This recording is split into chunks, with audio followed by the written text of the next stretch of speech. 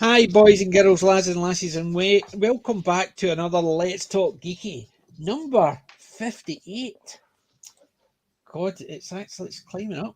No, as much as obviously things like Friday Night Takes were there in the 200s, but it just goes to show we've been doing it for a while.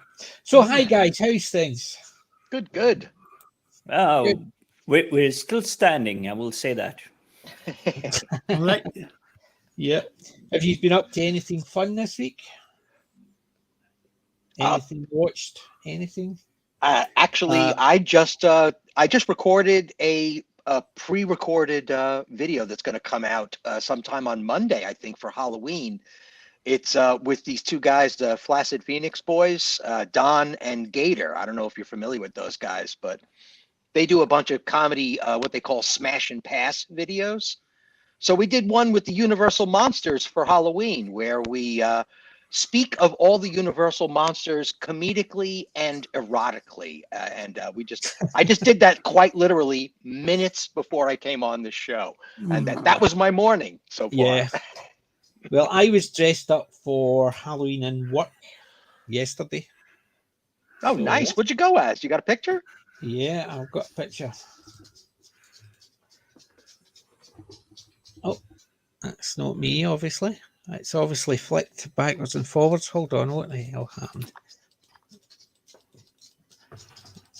Right, so it's obviously If the that's other you, way. that's a very good costume. Nice. Is that your Tom Baker? That's my Tom Baker. Even with the jelly babies in the hand.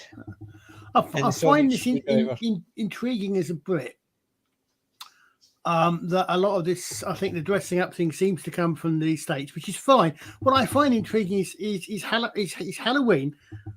Why are people dressing up as superheroes? And surely the whole idea of Halloween is it's about the occult. Yeah, obviously not a serious one, Yeah, but basically it's that's so, changed. It's the Americanization. So you and can I mean, basically- I genuinely don't actually understand sort of stupid phrase of cultural appropriation. For example, why you would necessarily dress up as a Native American for Halloween.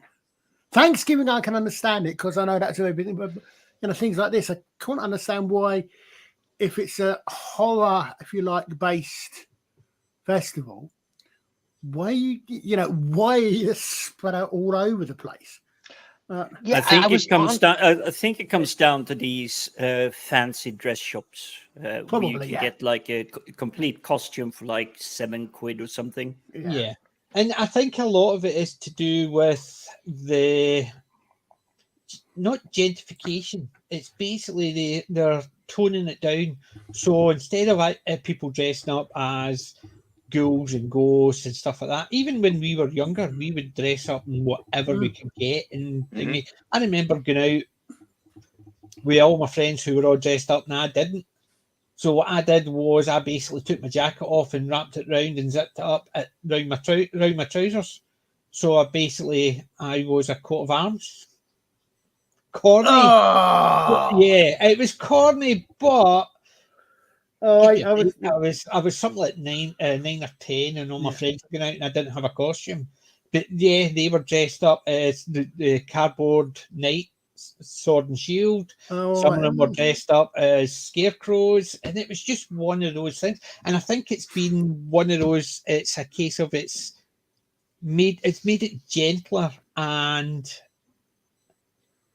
made it easier for everybody, so it's not all about ghouls and ghosts. So it's not a horror theme now; it's just a dress-up excuse. Yeah. And I think even when I was young, that had come across before we saw all the stuff from the States about the Halloween over there and things like that. So Odd enough, young me wasn't a great. Well, young and young adult me wasn't the great one for dressing up. But I didn't think I said, well, I'm a serial killer, I'm a vampire, but just haven't got my teeth in at the minute. Things like this, which meant I could go dress normally, because I was always said the real horror is the one you can't see. yeah, well, one of the guys actually he turned off the lights and did walks around the office. So he did. And they did that in all the floors. They would walk in and turn off all the lights and just walk around, not say anything to anybody. So he would, and he was really good at it.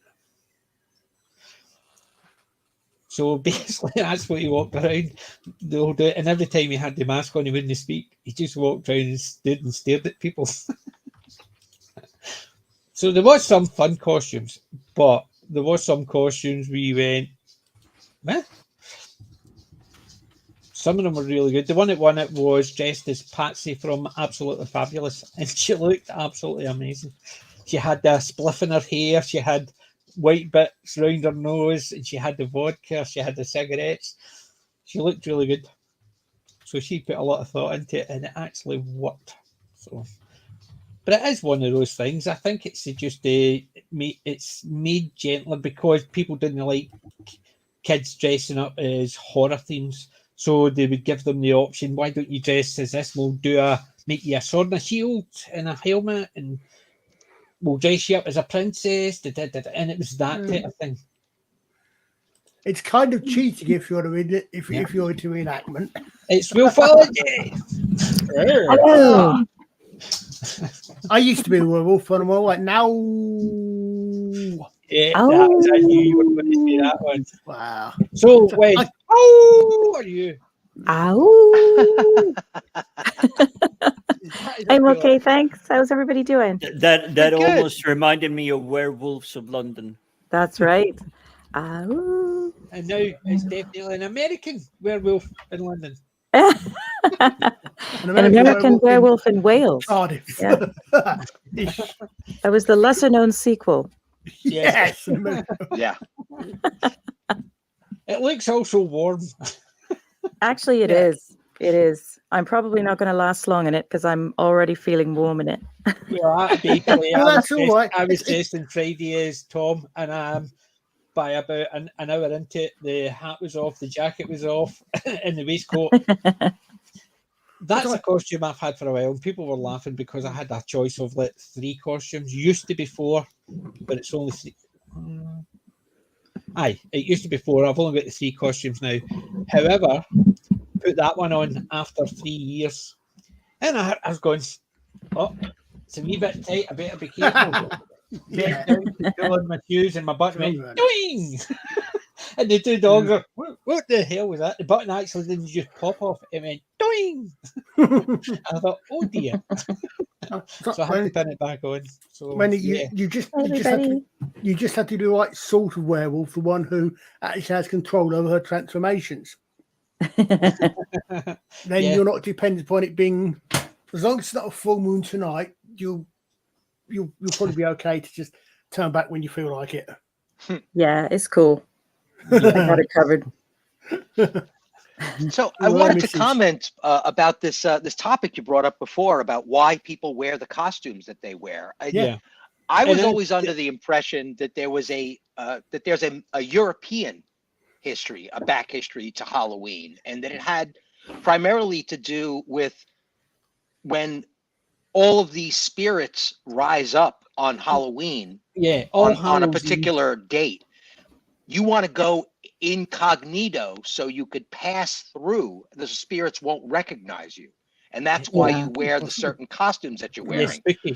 So in the modern age, it's almost as if this landscape of spirits includes all of the imaginary characters as well. So you would, to pass unnoticed in all of these different spirits, including fictional characters, you would want to wear a superhero costume or a native dress or something like that, because you're basically standing in and amongst all of these fictional characters manifest on Halloween night.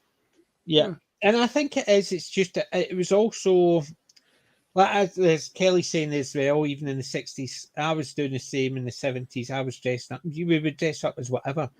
But I think, yes, if you go back far enough, that's what it was. But I think it was a case of, it started with kids. they didn't. If a kid didn't want to dress up as something spooky, but still wanted to dress up, the parents saying, "Well, normally you dress as a ghost. Why don't you do that this week? Next year we'll do something else." And then the next year come and it's a case of, "No, you said I could do something else. Okay, what do you want to dress up as?" Fine. And then it basically went that way because people were wanting to be less, I suppose, scary for kids. And I think that's where it went. So I would say probably as far back, you look at a lot of the older movies, even the old black and white movies, if it was Halloween, you would, or the sitcoms, they would open the door. It was filmed in the 50s. They would open the door and kids would be dressed as fairies or whatever. So it's as far back. Yeah, I mean, maybe it's just me overthinking it.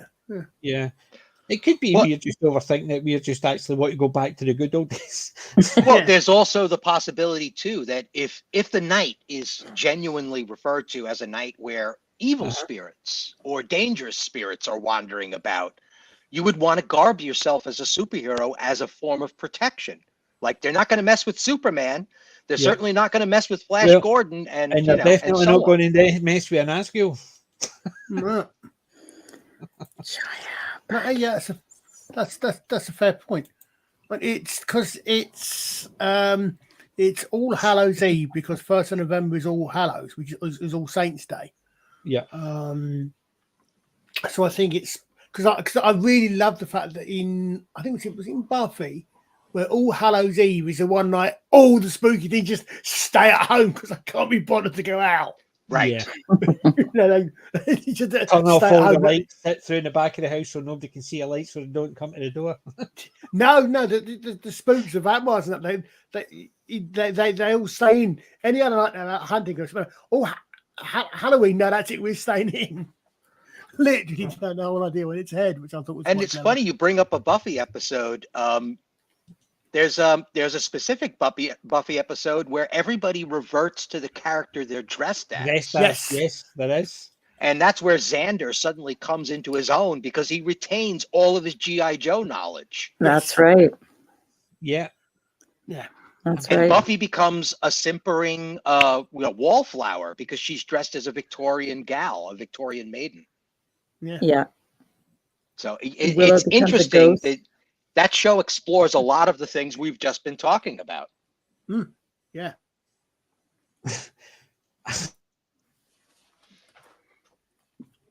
It does it well. Acknowledgement is Barney Rubble. I think that would look cool.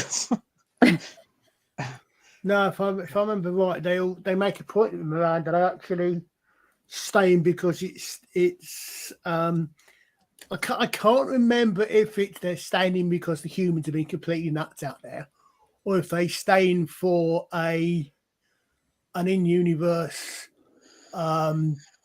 shielding type reason, for a magic reason. I can't remember. It's a long time since I've seen Buffy, but yeah, I would imagine Spike gives a fairly clear definition as to why he stays in. If Spike even has something to say on the subject, I could be like, human beings go bonkers on those days, on that damn holiday. I'm not going to do it. I'm not going to do it. Yeah.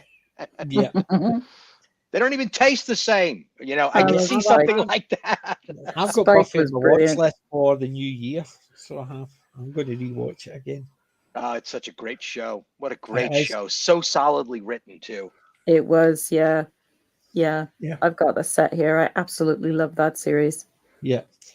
Kellyanne says that Jim, you inspired her. She went to a charity shop today and got some good stuff for $15. We'll have to make sure we do show and tell before then. I got 3 weeks worth for £5. Well, I had that much. I could keep 2 piles aside because I could have actually put out 20 discs, and I decided, I'll just split them.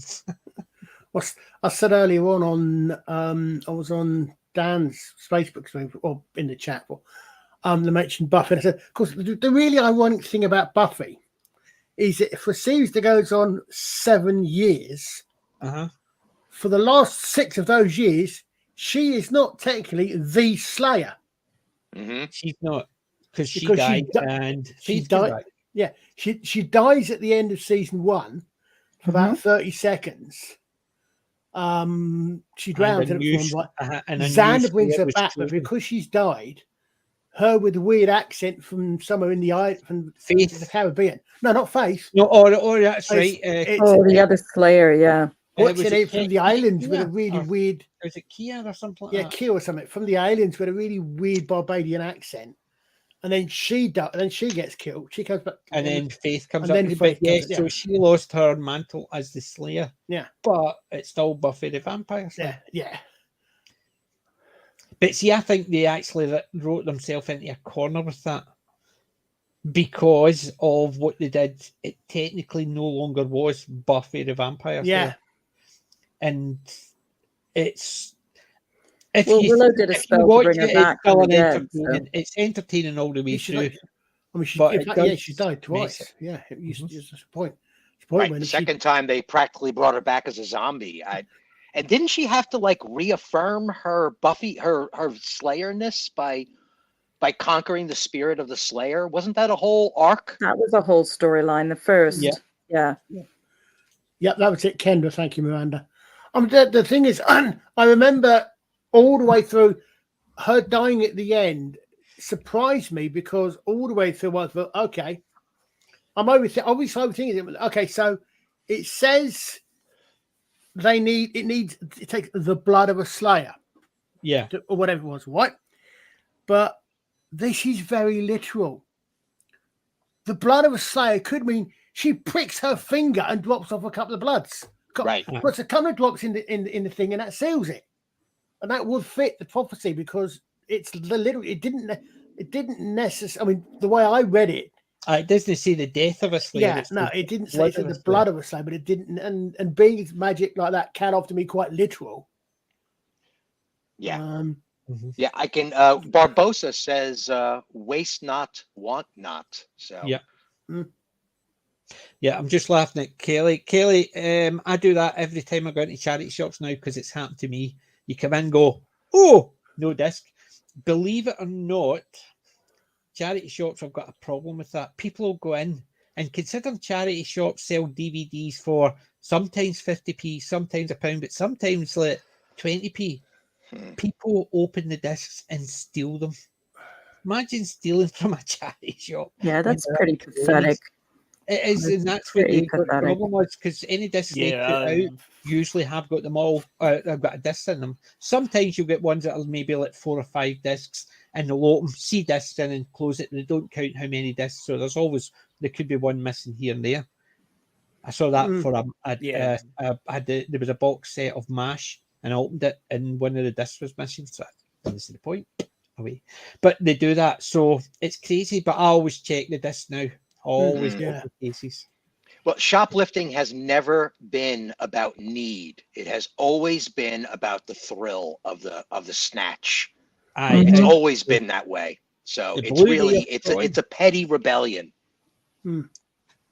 Yeah, I picked it up last week. It was in the Blu-ray. It was a special edition DVD I picked up of Tron last week. Nice. Very well done. And it also becomes like a personal economy, instead of, entering the sort of workforce, they create their own economy by stealing and then reselling stuff as well. Yeah, I suppose there is that. They just steal for the sake of stealing and sell just because they can, because people will buy it.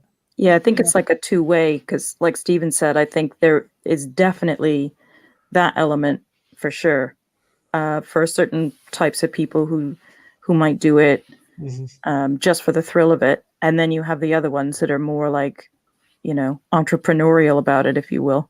Yeah, because all you need is an empty DVD case, and you just laser print out the whole cover and just slip it right back into the jacket. So it's I've just never understood the kind of a mind that would do that, but there we are. Yeah. Well, there are several personalities like that. I mean, aren't there multiple serial killers out there? Like, who can really confound what they're up about? So, yeah. See, the thing is, I keep on saying is, my wife sometimes she'll say something like, I don't understand how they can do that. You don't understand how a criminal will commit a crime. I says it's for the simple fact you're assuming everybody's like you.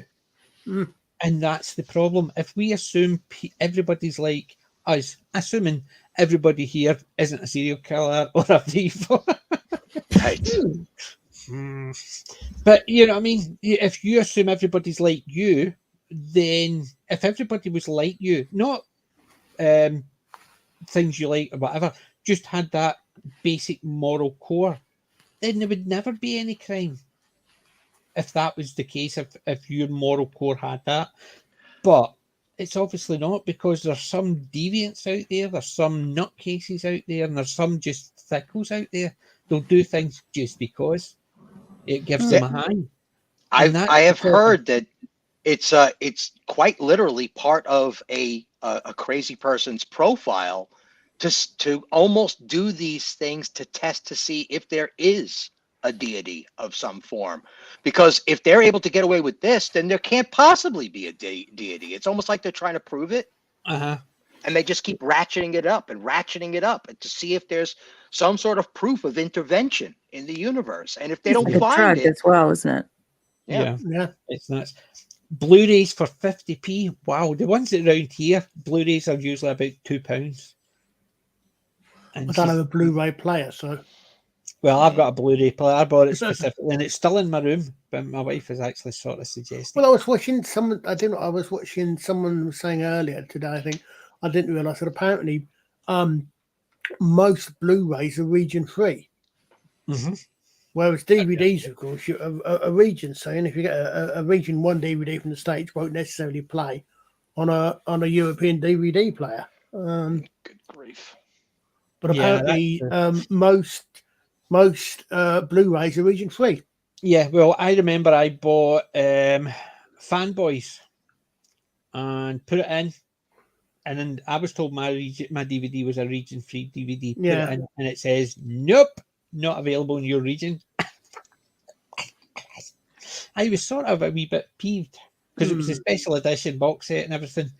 And then the next week I went in, there was another one. So I picked that up, only cost £1, and it worked. So the other one went back to the charity shop. Somebody else with a region-free DVD or a US DVD could get it.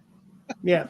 But that's why you annoying. make sure when you do buy a DVD player, you make sure you buy a region-free DVD. That's what I did. I purchased a region 3, but it isn't a region 3. The class region 3 is anything it's region 1 and 2.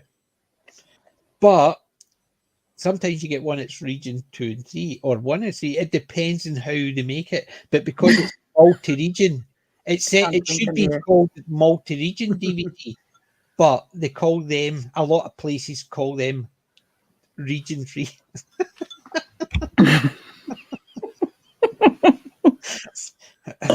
If Darren's in chat, I'll tell him to get his Wolf of Straw. Darren, get the Wolf of Straw. Yeah. You'll never catch me drinking like that. I went for a shave the other day, and the guy was slagging me. So he was. I don't know if he can still hear I'm talking. I went because I've got a black tie event tomorrow, so I had to go and get trimmed up, make it look as if I was drawn through a hedge backwards. So, and the guy was trimming, and he's going, it's a wee bit coarse, but it's not too bad. But as soon as he got to my moustache, he says, does your wife like kissing you? How can she kiss you? Because I've got heavy growth there. So this is always heavier than everywhere else. And he keeps, and every time I get it shaved, he says the same thing. How the hell can you actually eat or drink? Why do you think I keep going every time? Because I've got heavy growth there. So this moustache grows twice as heavy as the beard. But he was slagging me again. He does it every single time I go in. He says, does your wife like you actually growing that so you can't kiss other women? No. I'm deeply curious as to why he would even ask. Is he trying to hit on you or something? What's going on there? No, it's just one of those. He's just one of those guys. He's just constantly he'll say things just to wind you up or slag you, or to see if you'll go. Huh? It was just one. He always slags it about it. You know, your wife must hate you not being able to kiss you. And then the next time he says maybe it's because she doesn't like you kissing other women and stuff like that. So it's been over nearly a year I've been going to the same guy. So it's just it's expanded. They just used to slag it because it was a heavy growth, and he had to always constantly thin it out and trim it. And he first it used to be a case of, your wife not like kissing you? And don't worry, it's not a problem. Now he's actually, you sure it's just because maybe she doesn't like you kissing other women? But yeah, it's weird. It's just, I find it weird. But as I said, my old man had a growth. He always had a task, me growing up. And I think he had a task because he had a heavy growth and it was easier to just let it grow. Whereas my brother, I think he shaved 3 times in his life. He's got such a light grow. He's got a moustache, but I've probably got a bigger moustache after not shaving for a week than he's ever had. Some people are lucky, some aren't. Yeah, I got a little bit of a shaving problem on the full moon, but you know.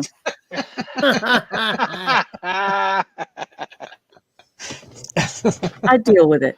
And when it's not a full moon, instantaneously hairless.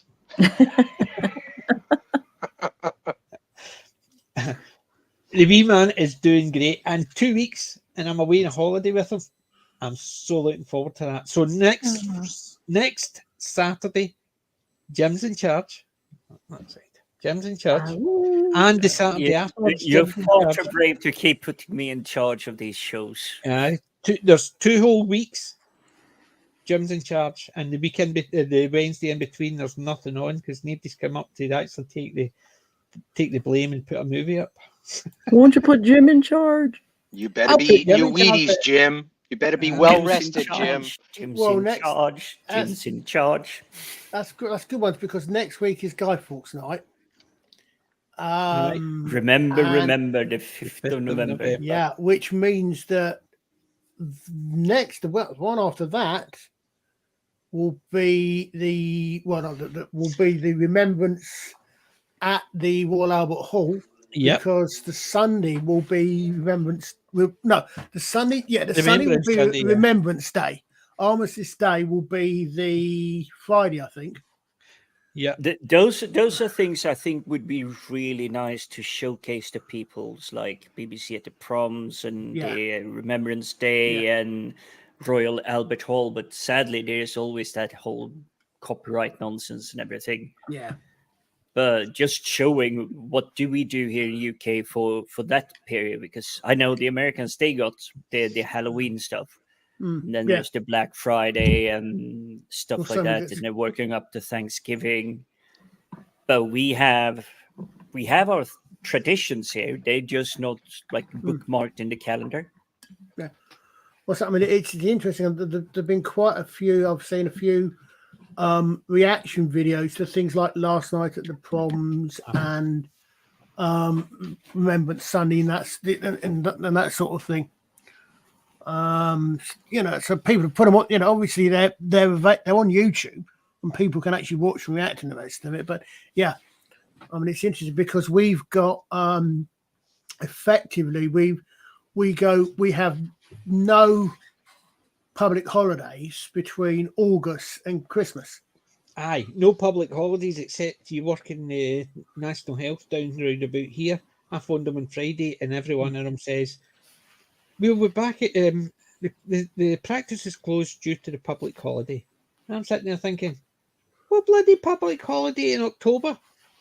But the NHS got a public holiday all across the Ayrshire Valley, and I'm not happy. Tried to phone the doctors, tried to phone the hospital. No, they're all on holiday. So thank you very much. Really nice that you get a holiday, we don't.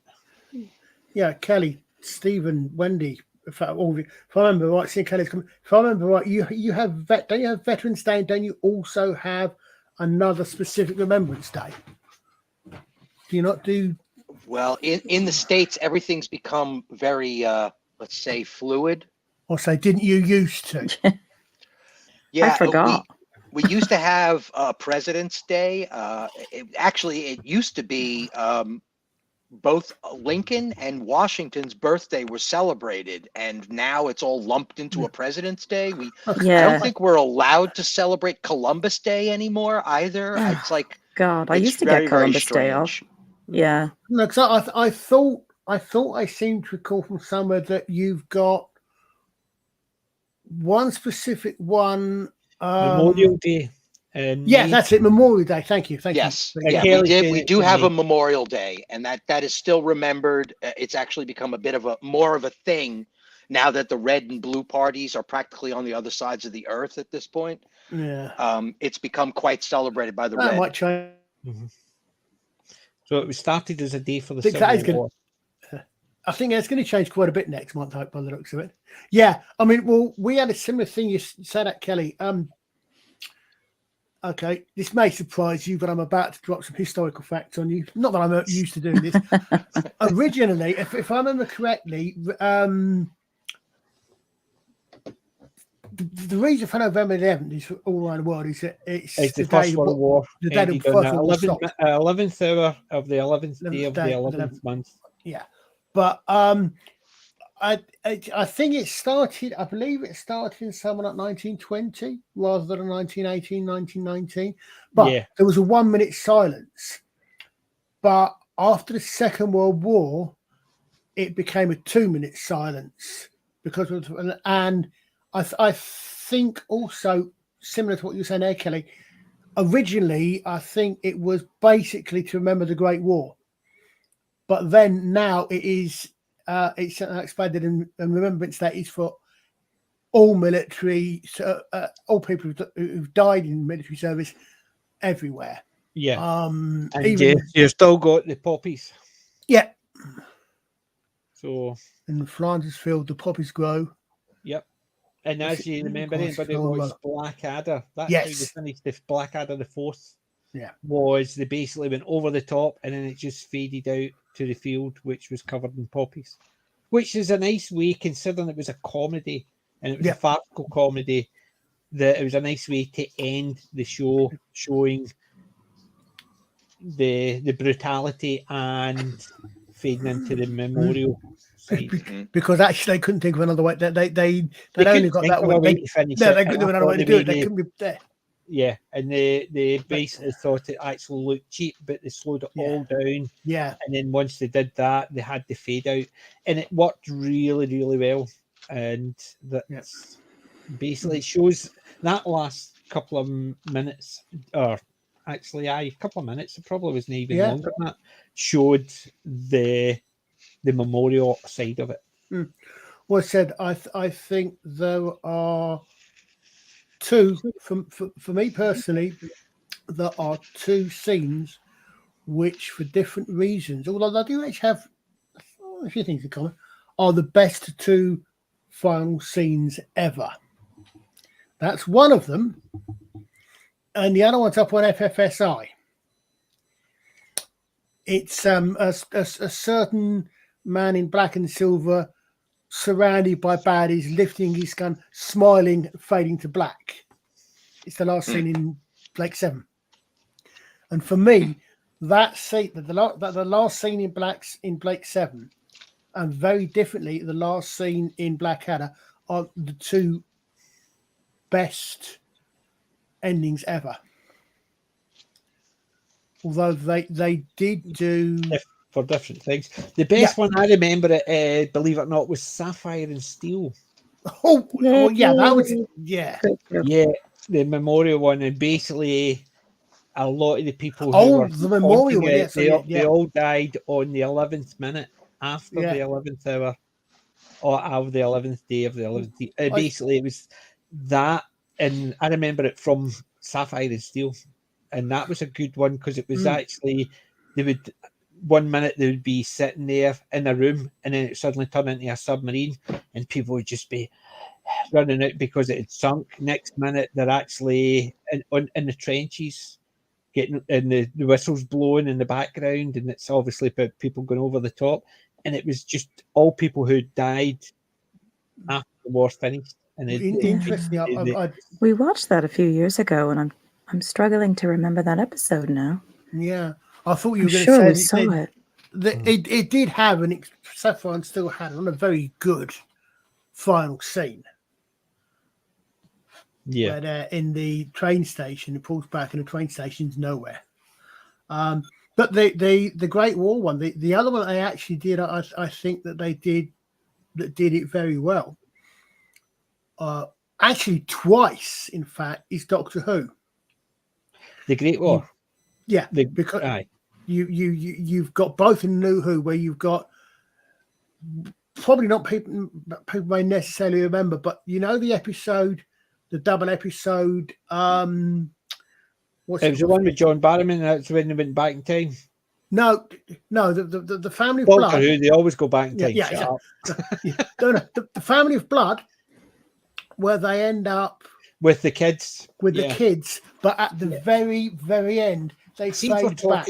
Hold on. Since we're talking this, right, okay. Just want to feel a wee bit more comfortable. Right, go. At the very end, they fade back to what is presumably supposed to be the young kid as an old guy in the Second World War. Yep. On the First World War on the battlefield. And they're at the cenotaph. They're at a cenotaph, and there's a female vicar doing the "They Shall Not Grow Old" thing. And you've got the Doctor and Martha standing in the back wearing black, and she's adjusting his poppy. And that's an extremely powerful, I think.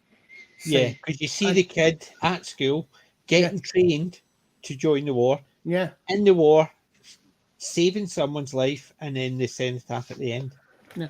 And then the other one for me is, I think, probably the only decent bit for me, really, in the last episode of Doctor Who, which was Twice Upon a Time. Nothing's existed since that.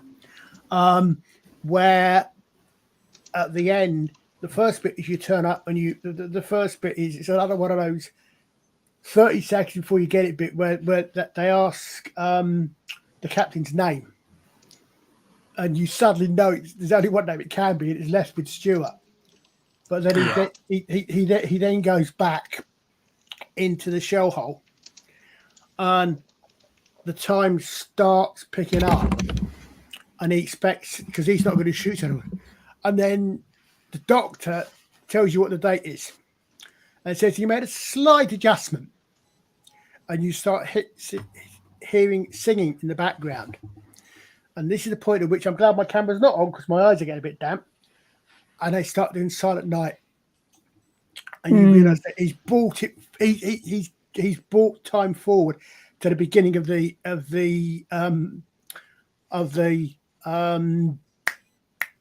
not the arms, it's the ceasefire.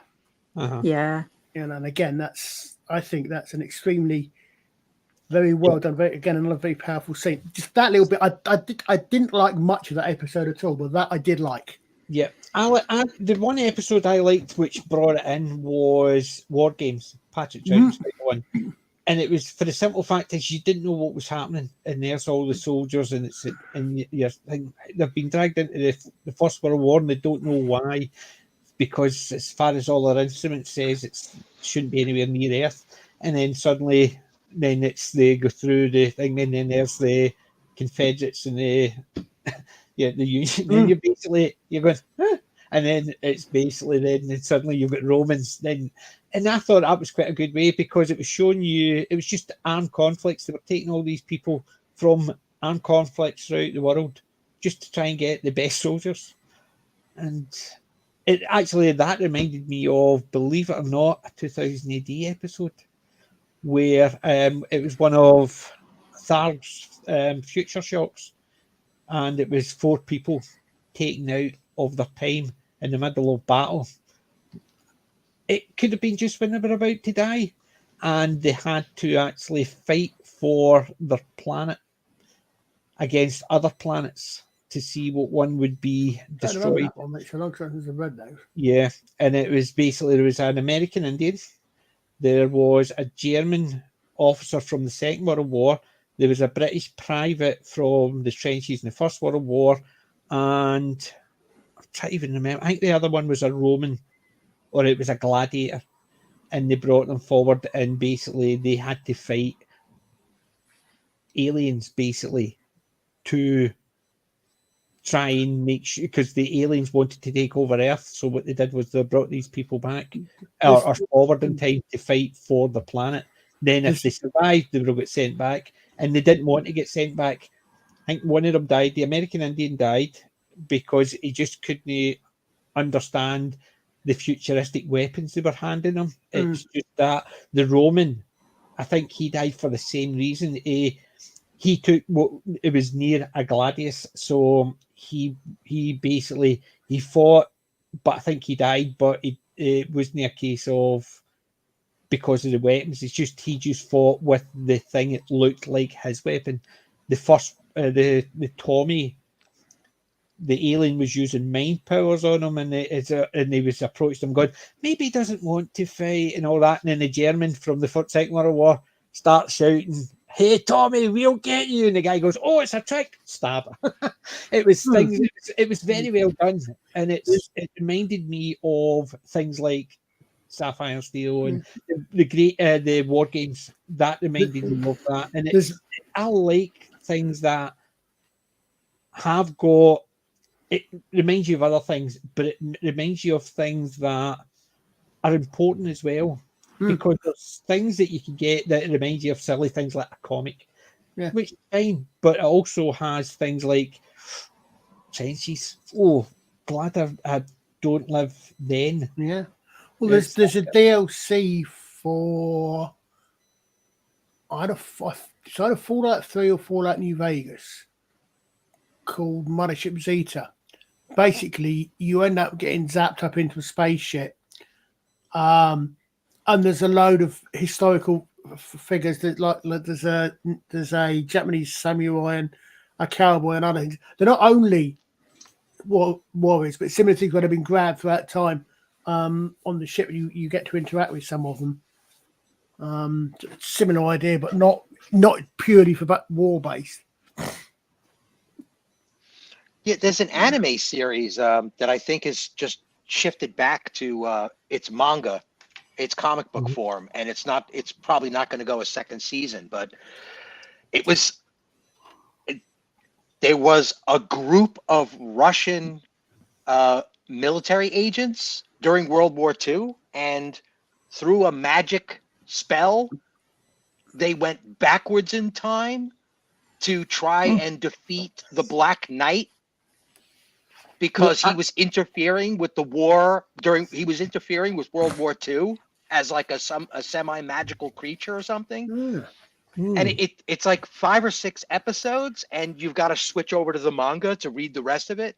And it really leaves you wanting, because they get into some pretty heavy issues with the Teutonic Order and all of the mystical orders of the Germans during World War II. Yeah. It gets into all of that stuff, sorcery and magic and shit. So it's great stuff. Was it Teuton Society? Yeah, I think so. Yeah, the Teutonic. I know. Basically, there was a Teutonic side of it, but what was the name of the society? The Teutonic Knights were the ones they operated actually mainly in Eastern Europe. They don't think they got down to the Crusades. They operated. It was the Thule. The Thule Society. Sorry, the Nazi one. It was just to be the Teutonic part. It was basically the Thule Society. They used the ranks from the Teutonic Knights within their rituals. So basically, when a Nazi officer, didn't matter if he was he would get promoted within the Thule order, which would increase his Teutonic level of knighthood, as it were. Similar to the Freemasons. Similar. Basically, it was just another one of these. Yeah. Dangerously similar.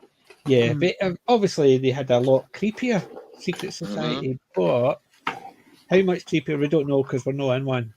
Accordingly. That's what's called a secret society, yes. And if I ever told you I was in one, I would have to kill you. Killing me softly with his order. Superb. So we already went down the dark edge. Well, it is Halloween. It is the season. Yeah, it's nearly Halloween. Believe it or not, apart from Beetlejuice, I've actually not watched. I've watched 1 or 2 wee bits and pieces, but it's mainly been things on YouTube I've watched. I've actually been watching The Almighty Johnsons. I'm on season 3. Still haven't got around to that. If you want to see a good Loki, Loki's in the last couple of episodes of season 1 and most of season 2. and he will be in season 3. But if you want to see a good Loki done well, the guy who plays him is absolutely amazing. He just sort of, you can just see how, oh my God, this is not something you can sit with your kids or your parents to watch. There is a lot of sexual content because it's gods and goddesses, and they basically just turn around and say, well, they've got a high sex drive. So it's not as if there's sex everywhere, but they talk about a lot about sex and they suggest a lot about sex. But it's just one of those shows that I love. The problem is my daughter, when I was watching it, she says, I really love that. And she sat down and watched it, and I'm sitting there going, I'm going to make a cup of tea. I ain't sitting watching this with you. I knew we. So basically, but it is one of those ones. It's so well done. The acting is great in it, and I think the worst one in it is Zeb, who is totally mortal but knows all about the gods and wants to be part of it. But everybody keeps on saying you can't because you're mortal and you're not meant to even know. And if anybody finds out, you could get killed. But he's constantly trying to get in on the business. And everybody does know he knows, but they keep on telling him to bug off. But the Almighty Johnsons, I would definitely recommend. If you like Norse gods, I've just finished the bit where the Maori gods come in, and they are great as well. They are only in it for about 3 or 4 episodes at the most, but they are hilarious. The traditions and stuff like that when they've tried to update them. So like the Maoris would do the Maori, the haka. The haka. So they would do the haka at certain things, but other ones where the haka wasn't required, but in the traditional, it was a case of it was a traditional song. They've updated it. So Jerome, who is Maori, he basically just sings a rap song. And you know what I mean? And then they sit down and the Norse gods are sitting there and they have to come up and say their side. And the Maori gods are just looking at them as if to say, you've not finished. So after they finish their speech, they have to do a song, and the 3 of them start singing something they sang as they were kids growing up. It's just dead stupid, but you're sitting there thinking, yeah, you can see how the gods have lost their power. It's one of those things, but I do enjoy it, and every time I watch it, I enjoy it more. It's just one of those things. I would recommend it, definitely. So I've got to ask the panel, because you guys are all, well-read, well-versed in cinema and such. What is your feeling about the film The Event Horizon? I'm not a fan of that sort of horror. It's an interesting kind of film, but I'm not a big horror fan. How about you, I Ren? saw that a long time ago, and as a result, I can't fully remember the whole movie, but I kind of remember after I watched it, I was kind of like, meh, Okay. meh. It didn't blow me away, and I know it's like a huge favorite for some, but it didn't, make me want to go and like get a copy of it or run out and watch it again. How about you, Jim? Right. See, Jim, you managed to catch me just as I was away from the computer. I thought you'd fallen asleep again. That's what it was. Oh, wake up. Oh, So I was talking about the movie Event Horizon. oh, that's a brilliant one. Okay. Yeah, I get a very strong set of mixed opinions. I feel ferociously against the movie. Remind me, I remember the name, but for the life of Sam Neill and Lawrence Fishburne and a crew of slightly misfit rescue people in the near future, 2047 to be exact, discover or are sent to investigate the reemergence of a faster than light travel experimental spacecraft called the Event Horizon. Okay. It's supposed to have like a micro black hole as its power source, right? Yeah. And when they go there, it's basically like, oh, we've accidentally opened up a hell dimension. Right. Yeah. But nothing It's one of like those ones. Doom or stuff like that. But it's a really well played one, and it isn't constant gore or constant scary jumpy moments. It's just like it's the characters that have to deliver Yeah. what pressure they're under. I've got the exact same comment as Robert, the robot.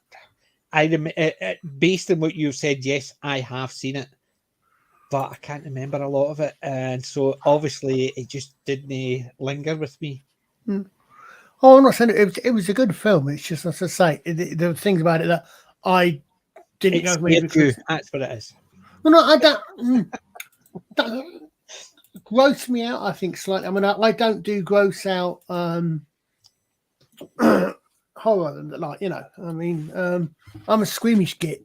See, I like gross or over the top gross, like Evil Dead and stuff like that. Yeah, I mean, if I like those gore fests, but it's usually the spine chiller ones that sort of get me a bit more when you go, ooh, that's a bunch. Yeah, I would say Event Horizon does not fall into that category. From my memory, and like the rest of you, it's been years since I watched it, but I remember I liked the character's performance. I liked the setting they were in. You actually believed you were on the spaceship. You actually believed you were there with them. It had an immersive depth to it. Was it the best film I've ever seen? Maybe not. I'll probably rate it like a 5.5. But would it be something as a turn on the TV late at night, or is I've run out of stuff on Netflix, which I've unfortunately done because of my recent downtime. Yeah. So I literally don't have that much to watch. It would definitely be, yeah, okay, I might do. Yeah. Still got a bad cast. Lawrence It's not Fishburne, got a bad Sam cast. Neill, You talk about Jodie Sam Neill Richardson, and Lawrence Richard Fishburne. Jones, Jason Isaacs, Sean Pertwee.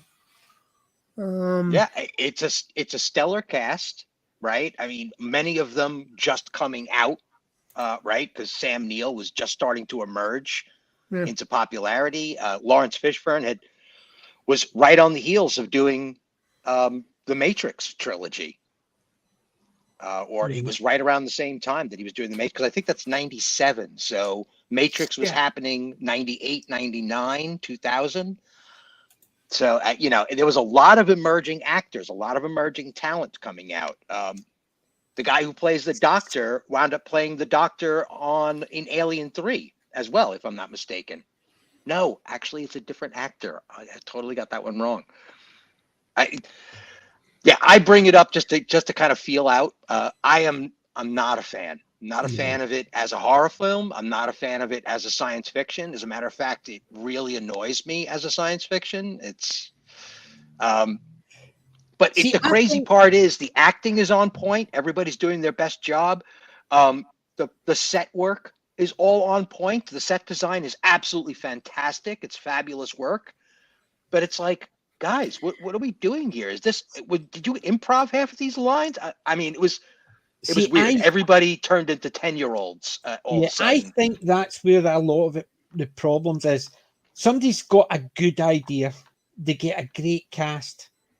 They do get great scenery. And then that's where it falls apart. It's almost like, right, we've got all this stuff. Who are you giving it to? Well, you see, my cousin's brother is looking for a job. He's a writer. Here you go. Right. And then you're sitting there thinking, you've got all this, and then you hand the writing off to someone who obviously can't write based on what you've seen in the movie. And that's not the only movie. It's got a great idea, got a great cast. It looks great, but falls apart because people are too wooden. Yes, there is a monster over there. We better run. And you're sitting there thinking, do these people know how to? It's not they don't know how to act. It's the words just don't seem natural for what it's doing. And there's a lot more movies nowadays like that than in the past, but in the past there were some stinkers out there. Oh yeah. So there was. But do you know what I meant to say? See, remember I was showing you the pictures of the people in work who'd all dressed up, and I showed you the one who was the freakiest, the Michael Myers. Do you know what he would do throughout the day? And he did Just it go to and me. stand and stare at people. He would just stand about 10 feet back and just stand there and stare at them. And I got up because somebody called me over, and That's I got up great. and turned around, and he was just standing there, and I went, fuck. But he would do it with the girls, and they would freak out because That's he just awesome. literally just walked up and stood.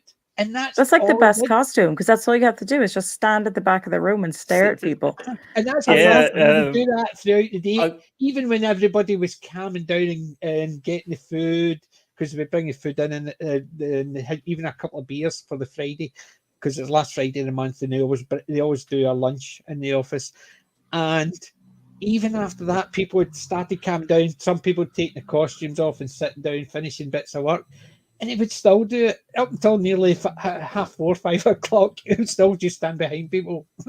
If we were all freaking knocking ourselves, it happened to me, and when I turned around, I freaking nearly cramped. And I was fucking, go stop doing it.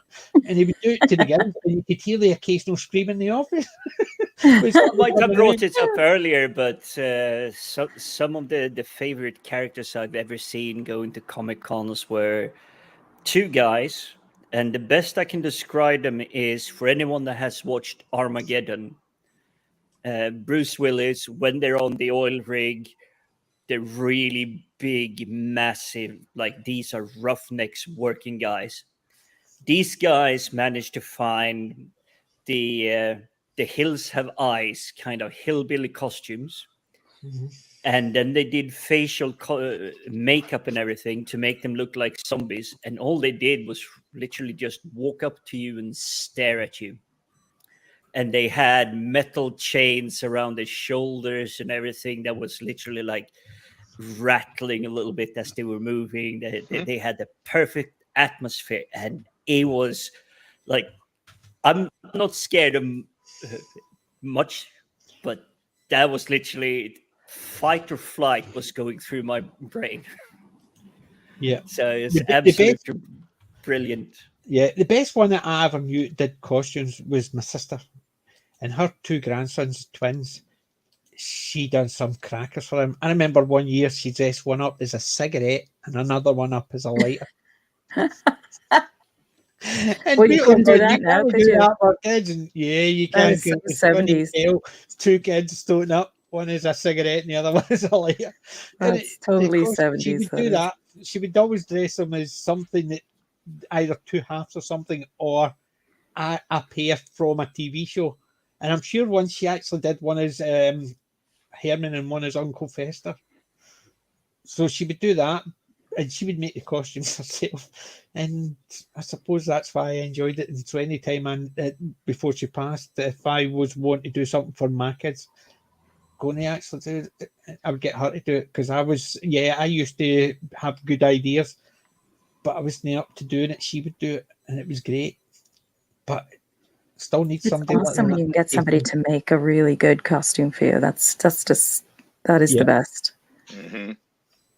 Yeah, I grew up with my mom being a total needlework kind of gal, and she made all of our costumes for every Halloween from scratch, and by request, of course. And on top of that, she made all of our birthday cakes by request. Whatever we wanted on the cake, she would make it happen somehow. She did a fabulous R2-D2 one year for me, and that was fantastic. But she made a CP3O costume for me once out of like the gold vinyl, the thin sheet gold vinyl. And it turned out so fantastic. She took the 3PO mask from the store and added a gold hood to it. So it was like a full skull piece. It was fantastic. I was maybe 8, years old. I've got a picture I did for my nephew when he's in his late 30s, early 40s. So I was in my 20s, so I must have been in my 20s, so it can't be that long ago. But it was and it's the same idea, just taking bits and pieces of what you've got and actually just having a good idea with it. Like you're saying, taking the silver foil. When you mentioned that, it reminded me. I did one. It was silver foil, and I had silver foil and masks because I used to work with a lot of cement, so I had the white masks for over the face, so we didn't draw in all the stuff, and I made them the costumes. Now the problem is, see, try to actually find a picture now, and the amount of pictures I've got. You actually find a bloody thing. It's just when you mentioned it there, I would like to see it. I would have loved to see it. If you get any pictures of it, Stephen. No, I don't. I don't have any of those pictures from back in the old days. You know, See, parents separating and all. Those things all that's the became one thing contested I should check objects. this out. And that's the one thing. It's a shame because how many times have we missed out in great pictures we would have had, and I can't find the bloody thing, and it's typical. When I used to go to The cons trouble in New is, York I'm always City, the one trying to capture the picture of something absolutely amazing. yeah. When I used to Yeah. go to When the I'm at cons in New Brian York Blessed City, I and had a friend who, Sam Jones, was I going, am I going to take a selfie with them in the background, or am I just going to take a picture of them having a candid moment together because this is the first time they met for decades? yeah, It's like, I have evidence that I was there. I was just not in the picture. It's kind of like the meme or whatever you want to call it. And it is the picture from the moon in 1969. And the tagline goes something like, everybody that has been alive or is dead or have ever lived is in this picture except for this one person, and it's the one standing behind the camera. He's the only one not captured by that picture. That's the one on the moon, but there's actually another one which has got every single person alive in it, and it was the one was Voyager. As they were going out, they turned it round to take a picture of the Earth, and that's the only picture. Because as you said, there's the one when they were taking the picture of the moon, and the astronaut, I can't even remember what one it was, took the picture. So he was the only person not in it. I think took it. So, well, although I could be technical and say, well, no, because you're only seeing half the face of the Earth, but that would be being pedantic. But yeah, exactly.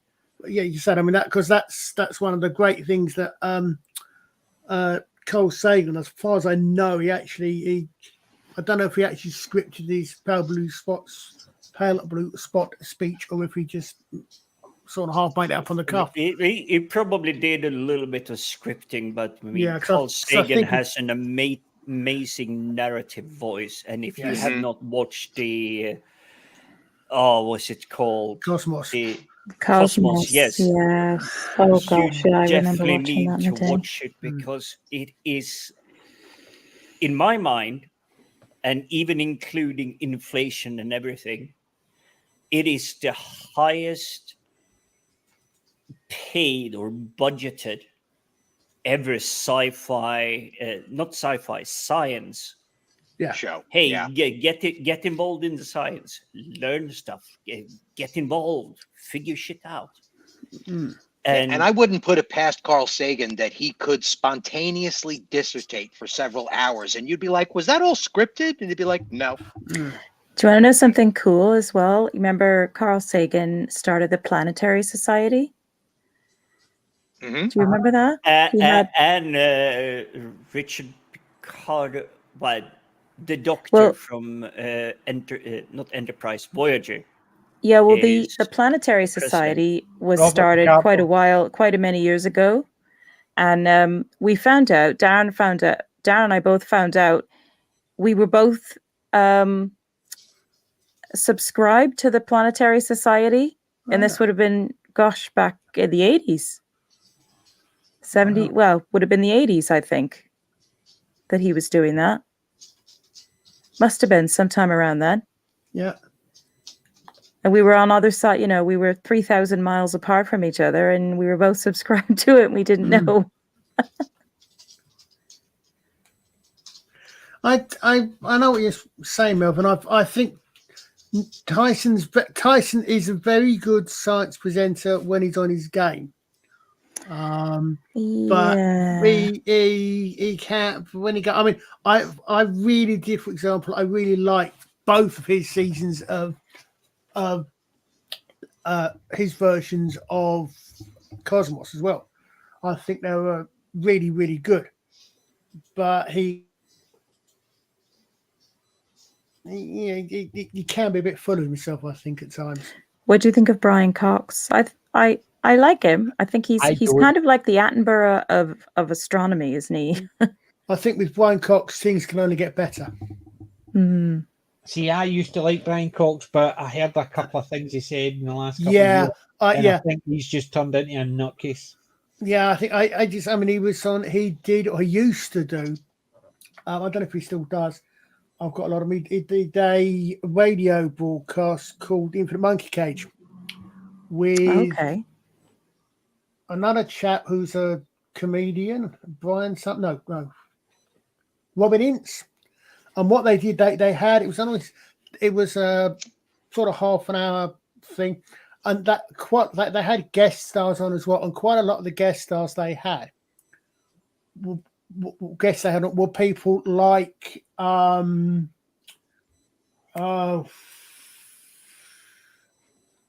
swearing. No. But my brain switched off. The guy from Brian May, pop star, who's also an astrophysicist. They're people who are famous in other areas, in entertainment areas. Not all of them, but some of them in entertainment areas, but also are amateur, or they did their degrees in physics or astrology or whatever, astronomy or whatever. They're gifted amateurs, if you like, and they were quite good, but they got a bit again. Oh no, Connections, yes. Connections was amazing. Connections was James Burke. I mean, sorry, James Burke. I'm not sure. I think, well, maybe Carl Sagan would probably be above higher up on the list than James Burke, but not many other people would be. Well, Sagan's got that doctorate in his pocket, so I think the big problem that Neil Tyson had was he was captain of the ship of the voice of science, or at least planetology, when they downgraded Pluto, and he immediately got kicked in the shins by every kid looking at him. Yeah, that was a hard thing to have to shoulder, I guess, because people still complain about that. Yeah, hasn't it been reinstated again? Who knows? No, it's classed as a microplanet. They basically haven't reinstated it as not nothing. It's now a microplanet or something like that. But it's basically, to me, sorry, you can't actually just turn around and say, we've decided it's no planet just because, and then we'll even though they decided it was a planet. So you grow up getting told there's 9 I think that's part of ranks. I think that's part of where he got kicked in the shins, like you were saying, because most of us grew up with it being a planet, but for us sci-fi geeks reading Heinlein, have spacesuit will travel, Pluto is a planet, full stop. Pluto is a planet. No, Pluto is a planet, no protest. Remember? Pluto is protest. No, Mother very easily made a jam sandwich under no protest. That's how you remember the order of the planets and the asteroids. And according to Google, still classified officially as a dwarf planet, which is sizist. Isn't that a sizist something to make? I mean, that's discriminatory, isn't it? That's what it was. It was dwarf planet. So basically, what they've done is reinstated it as a planet, but they've reclassified it as a dwarf planet rather than a proper planet, which is crazy. How does Dinklage feel about this?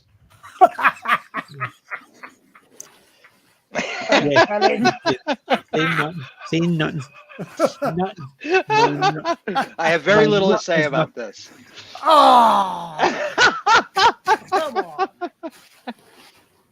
I'm saying Oh, absolutely that nothing. guy. That was a bit below the belt. How far below? But Oh my goodness. Speaking of which, is Snow White still a movie coming out, or did they cancel that one too? I think Chris, it's how many still times have they done that already? God. Didn't they have like a Snow White movie, The Huntsman or something like that they as did. well? They Yeah, had the yeah, the Huntsman. Huntsman.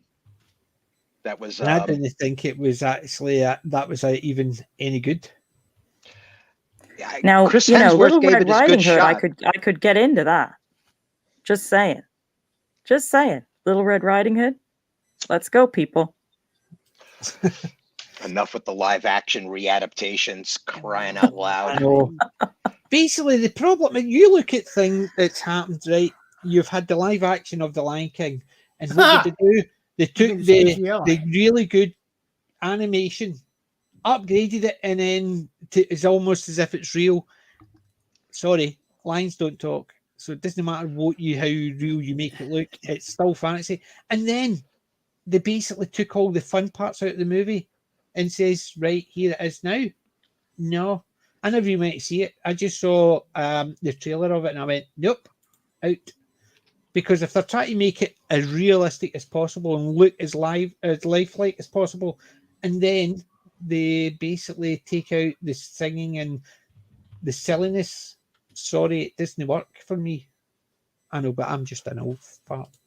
I'm okay with that, but it's the same idea, I suppose, with the Little Mermaid as well.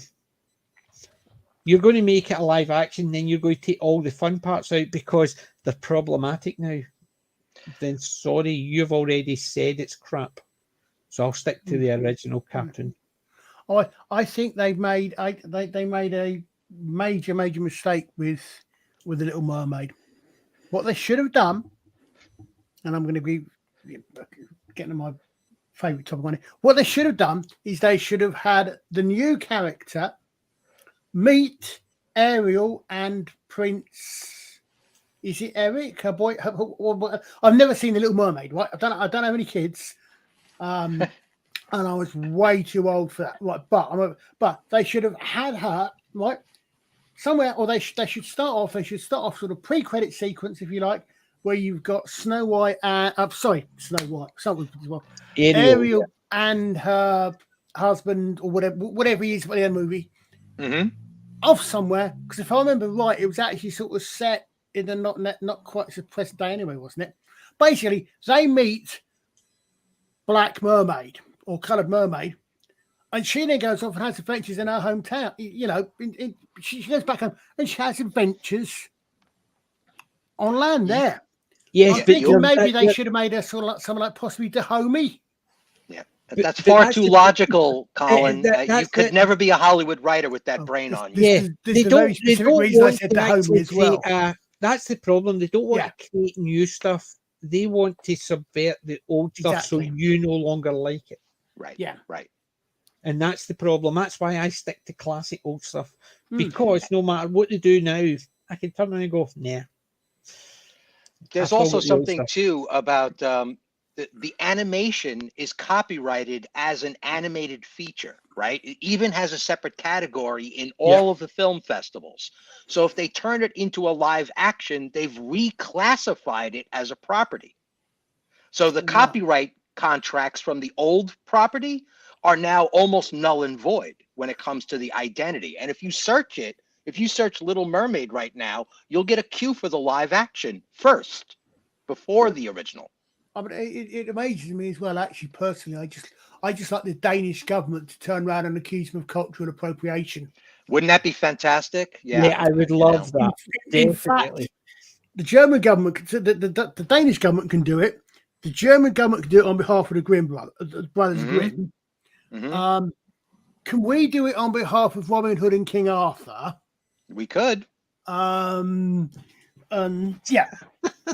If they can make up crap like cultural appropriation, we can use it against them. Yeah, sorry, I got caught up with what Melvin said. The Little Mermaid was called Ariel, and the modern update she's called Satellite Dish. Sorry, that just got me when I saw it. I just couldn't stop laughing. Sorry. There's a half dozen jokes coming to mind, but none of them are for public consumption. No. Yeah, but see, that's where the problem lies. Is the fact is they are updating it, so anytime you search for something, you're only getting what they've put out. So you search for Star Wars, you're getting Disney Star Wars. You search for Doctor Who, you're going to get Disney's Doctor Who. You search for anything, you're going to get the new crappier version. Yep. But it's the same as going into a car store showroom. You say, I want a car that does this. Sorry, there's the cars you've got. Well, if I don't want one, it's got a computer built in, so every time I want to repair it, I have to go to somebody else. Yeah. No, this is all you've got. So you have to go back to the old classics, and sometimes you have to search for them, and it's not a 2-minute thing. And 99% of the people, when they type in something, oh, well, you need to look at it, you need to search for it. Can't be bothered. I'll just take what I've got. Yeah. And that's the problem. Search term Little Mermaid, brackets, minus Disney, close brackets. But the problem is they know their audience. Their audience are lazy and don't want to search for anything. They just want to get whatever's there. So if somebody says Little Mermaid is really good, the cartoon, they'll go, Little Mermaid, get that. And they think, oh, their choice is not as good. It was okay, but it's not as good as they were telling me about. But sorry, that's the new one you're looking at, not the old one. And it's because they just searched, saw it, didn't even check. They just went, bugger it. Ooh, and people are doing oral searches. They're not even typing it into a computer and seeing what the options are as it self-generates the answer. They're actually asking Alexa. So, you've got that as another layer. Colin and I have had the discussion 100 times about it still chokes me up thinking about the loss of the library at Alexandretta. It still chokes me up to this day, the idea of it, of how much data was lost to history forever, gone, vanished. Yep. And then we had the Inquisition on top of that. Then we had the book burnings during World War II. I mean, it's insane how much we've already lost. Now, did you see the nutcases? They were shredding up the Bible and eating it. Oh, man. And basically, that's why. Right, if they don't want religion, okay, now do it with the Quran. Let's see what happens. Oh, no, you can't do that. Exactly. You're the one that's actually saying organised religion is wrong. So why is it only certain organised religions? Well, of course. Yeah. Because if you rip up somebody's Bible in front of them, they might actually just give you a bust nose. But if you rip up somebody's Quran in front of them, your nose will be your nose is probably all that's going to be left. Yeah. Yep. But ironically, if they're ripping up the Bible and then eating the pages, don't they realize that that's magically how you ingest a scripture into your body? That's how you memorize something in some magic forms. So I don't know what they think they're doing. They don't even have their magic right. Their destruction practice is all wrong. We're actually thinking of the end result. You can get it. That's what they're thinking. The end result. Right. Because they've got shit in the brain. So shit for brain, shit in the brain. So it's the same difference. Yeah. I'm not a religious man. I've never have been. However, I don't disrespect somebody's religion or doesn't matter what. Yeah. So why the hell, if they think it's wrong, what's that got to do with other people's thoughts? But that's the problem. They want other people to believe the way they do because they've been schooled in it. So if they're right, if other people are right, that means they're wrong and they can't accept it. Yeah, which is ridiculous. Mm-hmm. Yeah, Miranda, you've got that comment's absolutely right. And the really, really ironic thing for me is they don't actually realize that by making something relevant, they are making it the exact opposite of timeless. Mm-hmm. The reason generations of kids grow up reading and watching Snow White, Wizard of Oz, etc. It's because they're timeless. You do it now, and in 10 years' time, no, even that long. If that, no one's you look at the stuff that was turned out 2 years after Trump had left office. They're still going on about Trump. They're already old when they actually came out. Yeah. So the Doctor Who, where you've got the guy who's Trump, a Trump allegory, and they're effectively already obsolete. Mm. They're already behind the times. Yeah. But they think they're being what's the word? Radical. They're telling everybody as it is. No, you're telling everybody as it was. You're already at the time when you were filming it. It might have been something you thought at the time, but by the time anything gets released, unless you're filming something live, it's already behind the times, and that's the problem. Yeah, you look at how many classic movies where you can't even understand half of the jokes because all the jokes are referencing something that was so relevant at the time that the jokes fall flat now. Yeah. Well, I watched Drop the Dead Donkey. It was a comedy TV show in the 80s. Yeah. About a newsroom. And every week they would put in a couple of wee bits that were happening that week. Yeah. So I've got the DVDs, and the thing is, when you're watching it, the first thing the DVD does, just as it starts and says, this was filmed the week of this happening in the country. So it gives you reference for the joke, because otherwise the jokes, if you don't know your history, your politics, then the jokes fall flat. But at least they're telling you, like, this happened during the miners' strike. So any of the jokes were referring to the miners' strike. You might not know the politicians involved, but you understand where they're going with it. And that's the thing. You can't watch that without that declaration. Even though I was born when that was, and I would say I was in my 20s when that was coming out. So I understand, and I understand the politicians are talking to. I remember the politicians being on TV, but they still had to give us reference, even though we lived through it, just so we are aware of what was happening and who it was happening to, so the jokes don't fall flat, because they were of their time, but they did that live. It wasn't as if they filmed it and then 6 months later it came out on TV. And that's the problem with a lot of these. They're filming it, and then 6 months, a year later, or 2 years later in some cases, it comes out. So they're already obsolete. Yeah, and Miranda makes a perfect statement where she says, you know, they're trying to solidify their opinion on film to immortalize it. That's exactly. Yeah. And then they wonder why their stuff doesn't go down. Yeah, and it's basically the stuff is crap because I was watching the Shadiversity's talk, or the Night Watch talk about Lord of the Rings, and he was saying exactly that. These people deliberately destroy the thing for ideological reasons, because like the Wheel of Time has 13 books, and they were saying there was so much in it we had to cut stuff in the books. And you're sitting there thinking, right, if you want one season for a book, or one season is 2 books, there is a lot of that. There is a lot of information in those books, so you can cut bits out to trim it down. You can maybe merge a couple of things so it actually goes.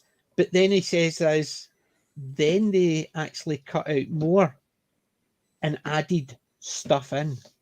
So if they're adding stuff in, then the idea that they're taking stuff out because it's too much for the screen, that is a complete and utter lie. Because what they're doing is they want to say, this book that you loved, that we want to make, we're making it better because that is problematic. So what the hell's the point in taking the book to change it because you don't like the book? So why did you actually ask to get the book? And that's the problem. They're making it, they're deliberately lying because They're deliberately changing and telling you, no, we're just doing this. There was too much information. Well, if there's too much information, you don't need to add stuff. You can change some stuff, but you don't need to add. And you deliberately add, that changes the whole thing. So it's not the book, and it's not you. You're no interest in the book. You're only interested in the message you put in, and that's but it seems to be coming back to bite them a little bit, because there's the things now. You see these things now about reports coming out that they've sidelined the guys running Rings of Power. They're revisited. They're going to be trying to course correct between now and the 2 years' time when the next series comes out and this sort of thing. And She-Hulk isn't getting a second series. And there's even, I was watching Gobby in Space this afternoon was saying there's even things coming even now about Jodie Who. Mm-hmm. Even now, I mean, I said, you have her final appearance, and the next day they bring out the new logo. Even the BBC seem to be immediately learning to, okay, we're going to have to try and change this a little bit. Yeah, that's why we got the Who regeneration going backwards. Well, that's the thing as well. I was discussing this with a lady in work, and she's looking forward to it because she loves Tennant, which I understand. And she said, right, Tennant. And I said, so the reason why they brought him in was because they wanted as many viewers as possible. So they wouldn't have been able to get the viewers, even when it was in its last legs with Peter Capaldi coming in and then he was going out. People were tuning in to see who was the next Doctor, and they're tuning in to see the end of the current Doctor. So you always got a spike at the end and a spike at the beginning. You always did. But because the ratings had been down, they didn't want to just do the change because that wasn't good enough, because they knew they wouldn't have got the audience. So Tom Baker, sorry, that's because I'm wearing my scarf. I understand. David Tennant came in and they're saying, but that's tied to the 60th. I says, no, 60th a year away. And he's meant to be in for 3 specials. That's no tied to the 60th. If it's tied to the 60th, then next year he was going to come in. Not now for the 60th, which is a year away. You can't tie something for the 50th, it happened before the 59th anniversary and say it's because it's the 60th for the 60th. Disney tie in. And that's the point as well, that they want to subvert it. And the Doctor, they've already get rid of her, but they didn't even have the courage to actually bring in the new guy. They basically had to have a spike for the new guy. And now they'll have 2 doctors or 3 doctors or however many doctors they're going to have, and they'll all be up for question now. You look at the last one. I heard them talking about it. They had 4 doctors in it. They had, apart from her going out, they had she doesn't count. the Ruth Doctor in it. She doesn't count. What happened there? Cheers, Wendy. I think Wendy's had to go. No problem, Wen. Thank you for joining us. I'll check that.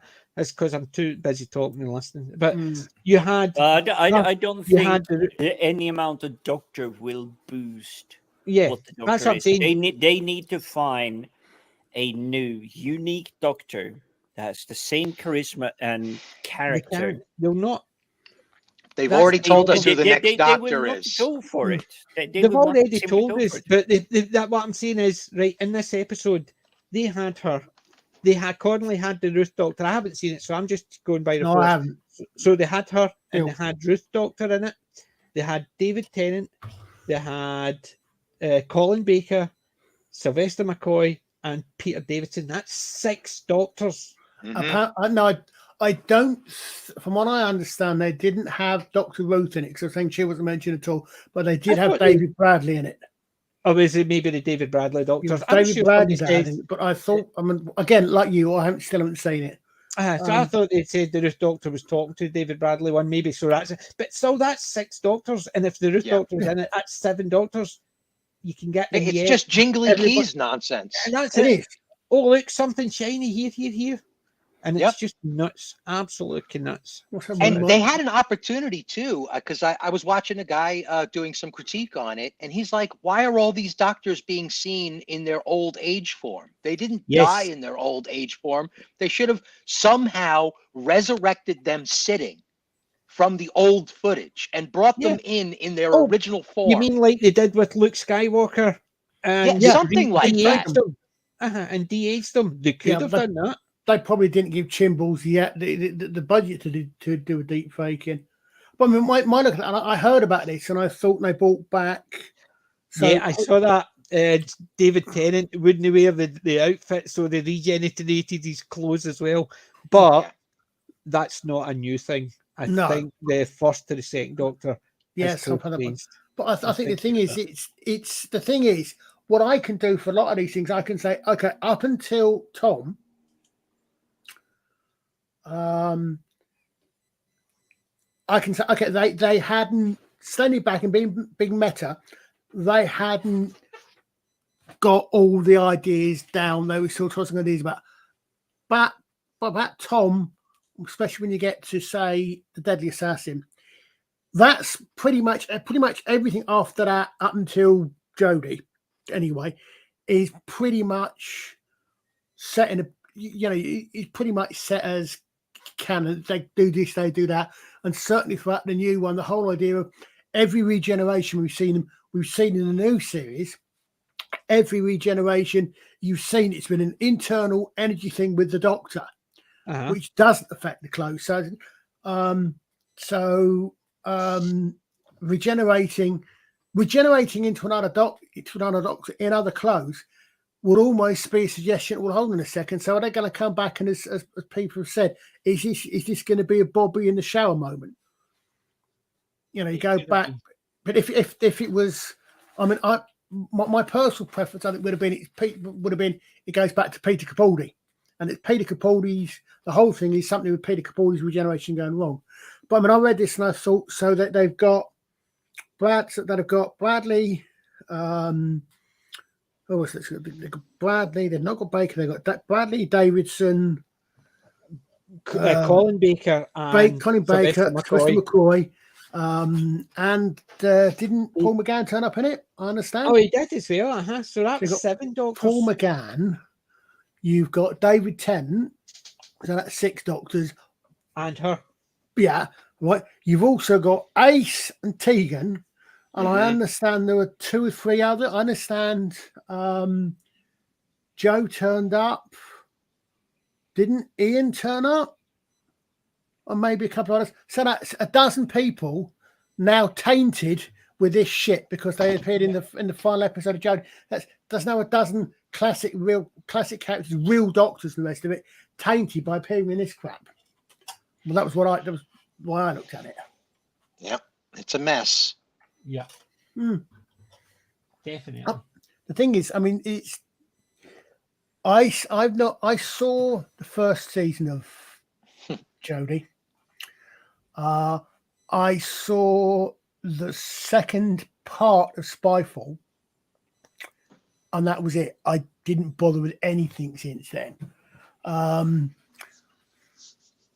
But I think there's several ways they could do it. If they were intelligent, if they were really smart, what they could do, and if they weren't infested with wokeness, what they could do is someone say, okay, well, what actually happened is Jodie, everything that happened after Jodie appeared is in Universe 2, including their version of all the back stuff. So everything we know happened in Universe 2, but this was happening in the background. And in Universe 1, no, that background wasn't happening. What we see is what we get. So you've then got 2 split-offs. You can do that, and you can almost have two shows running. Or they should have had let's say Jodie for the sake of it, because she's the actress that took the role. Female Doctor. Okay, fine. Make it Romana. You have Romana guests in a couple of stories, and then spins off into one series. That's the reason that the best episode of the entire series of New Who was School Reunion. Bite me, I will die on this hill. The best episode of New Who was School Reunion for one very simple 3-word reason. First word, Sarah. Smith. Correct. But again, it did it, and yeah. Actually, the only DVD from You Who I have is School Reunion. And we got that because and again, not only that, because Sarah Jane Smith and Tom Baker were my Doctor companion, but also it span off. And what do we get after that? We get the Sarah Jane Adventures. Yeah. So you get an entire you can do it. They've even got I spent most of this afternoon on the internet in chats, actually. Oddly enough, a lot of Doctor Who related stuff for some strange reason. But I was saying, Rabbi's chat was saying about this thing that they reckon that Disney. Okay, Roman, you're never going to be back on again, are you? He's never coming back. You're a bad boy. Yeah. Sorry, Colin. I know it took you right in the middle of that. I just that's okay. So that's what a while ago. No, but the thing is that when they said Disney, and I personally think that what's happening with Disney's for distribution. They've got bugger all to do with it. Disney have got the right to distribute in the States, which is right, or outside the UK, which is fine.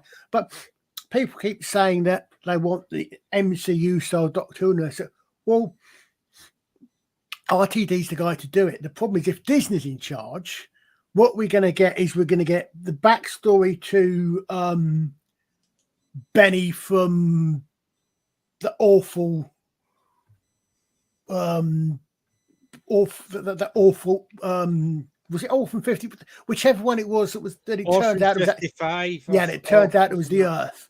You're gonna get a spin-off series featuring the refugee from Spaceballs. You're gonna get a spin-off series with the frog that's actually universal on its own. This is the crap with Disney. Whereas what they could do is if because they're also talking on the Rabbis, Jen was talking about Big Finish, and seems to have heard some rumors that Big Finish are going to lose their licensing. I think get RTD to get together with Big Finish. He's the guy to do it, and you've got a potential there for numerous actual spin-offs. The problem is RTD is 10 years ago. 2005.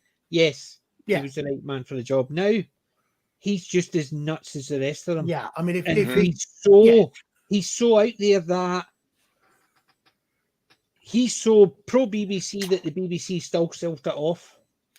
Sorry, went into partnership. Same difference. The fucking sold it to somebody else.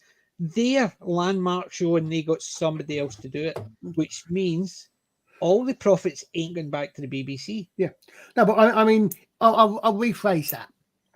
If anybody can do it, RTD, because he's done it before. As I said, he did that. He had Doctor Who, brought Doctor Who back. He gave us Torchwood, which is ups and downs for me personally.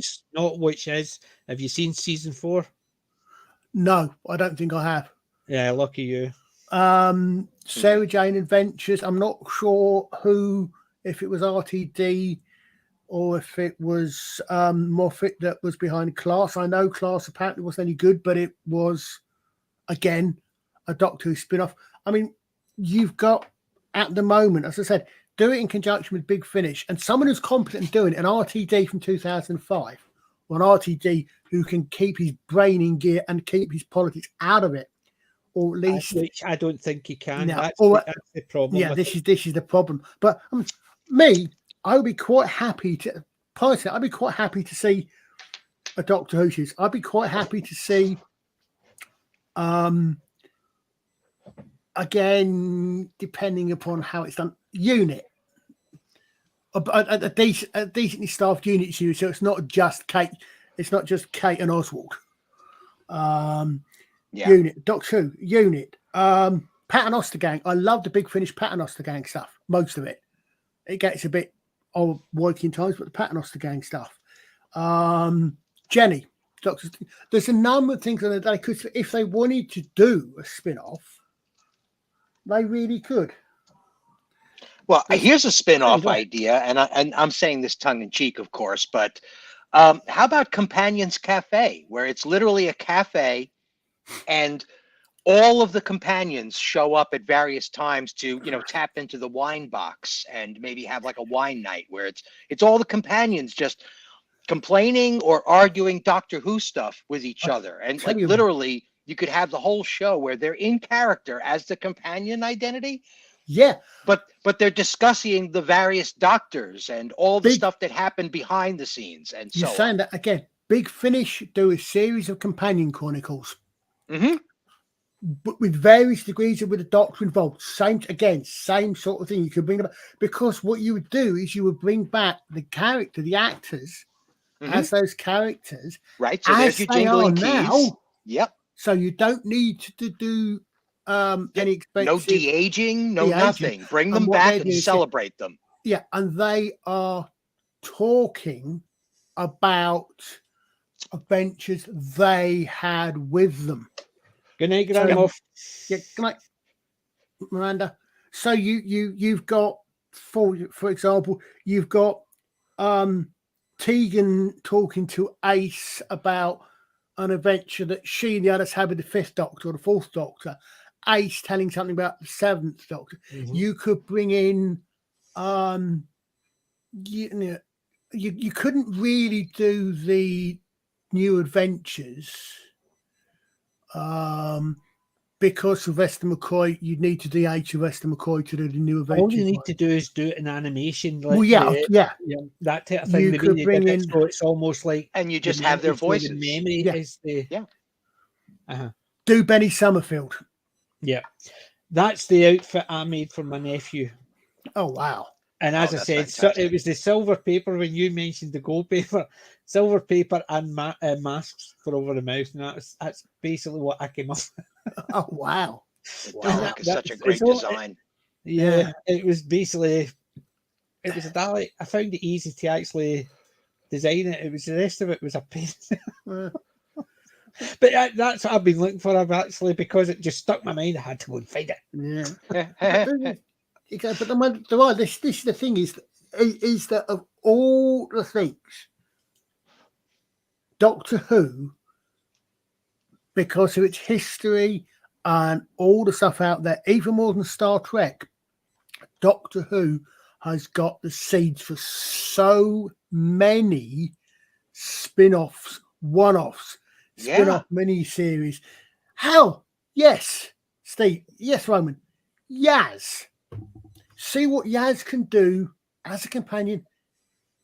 She, away from the doctor. Away from the doctor, she's a police officer, and she's done nothing in that as well. So being away from the doctor and actually doing her own stuff, she'll probably just sit there and get credit for it, but somebody else will do all the work. Oh, again, yes, fine.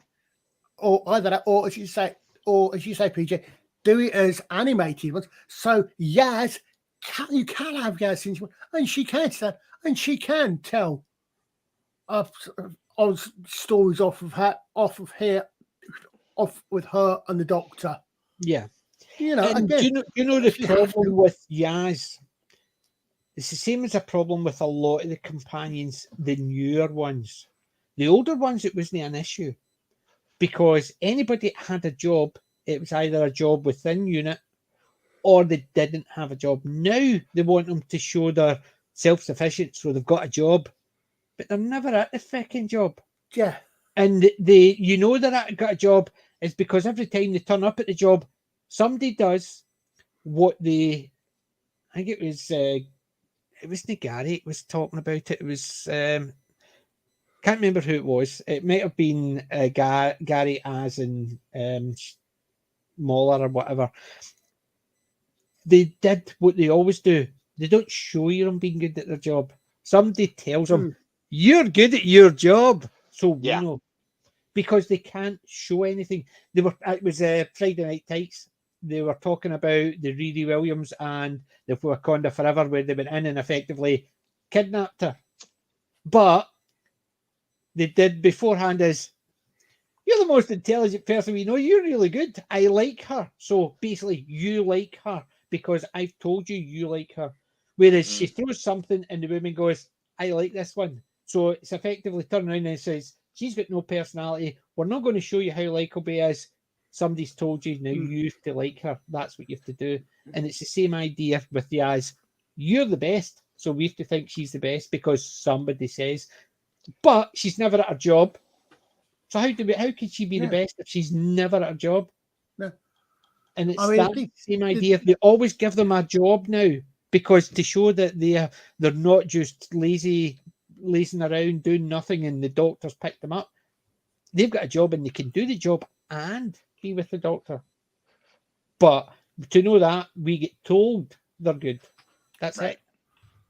And that's something that's been missing from cinema now for quite a long time. It's the competency of these characters. We never get to we're never shown how competent they are. That MacGyver moment was any of these definitely people. Not. And the good thing is, it's the same as I am Roman's Jodie, whereas Roman's my Yaz.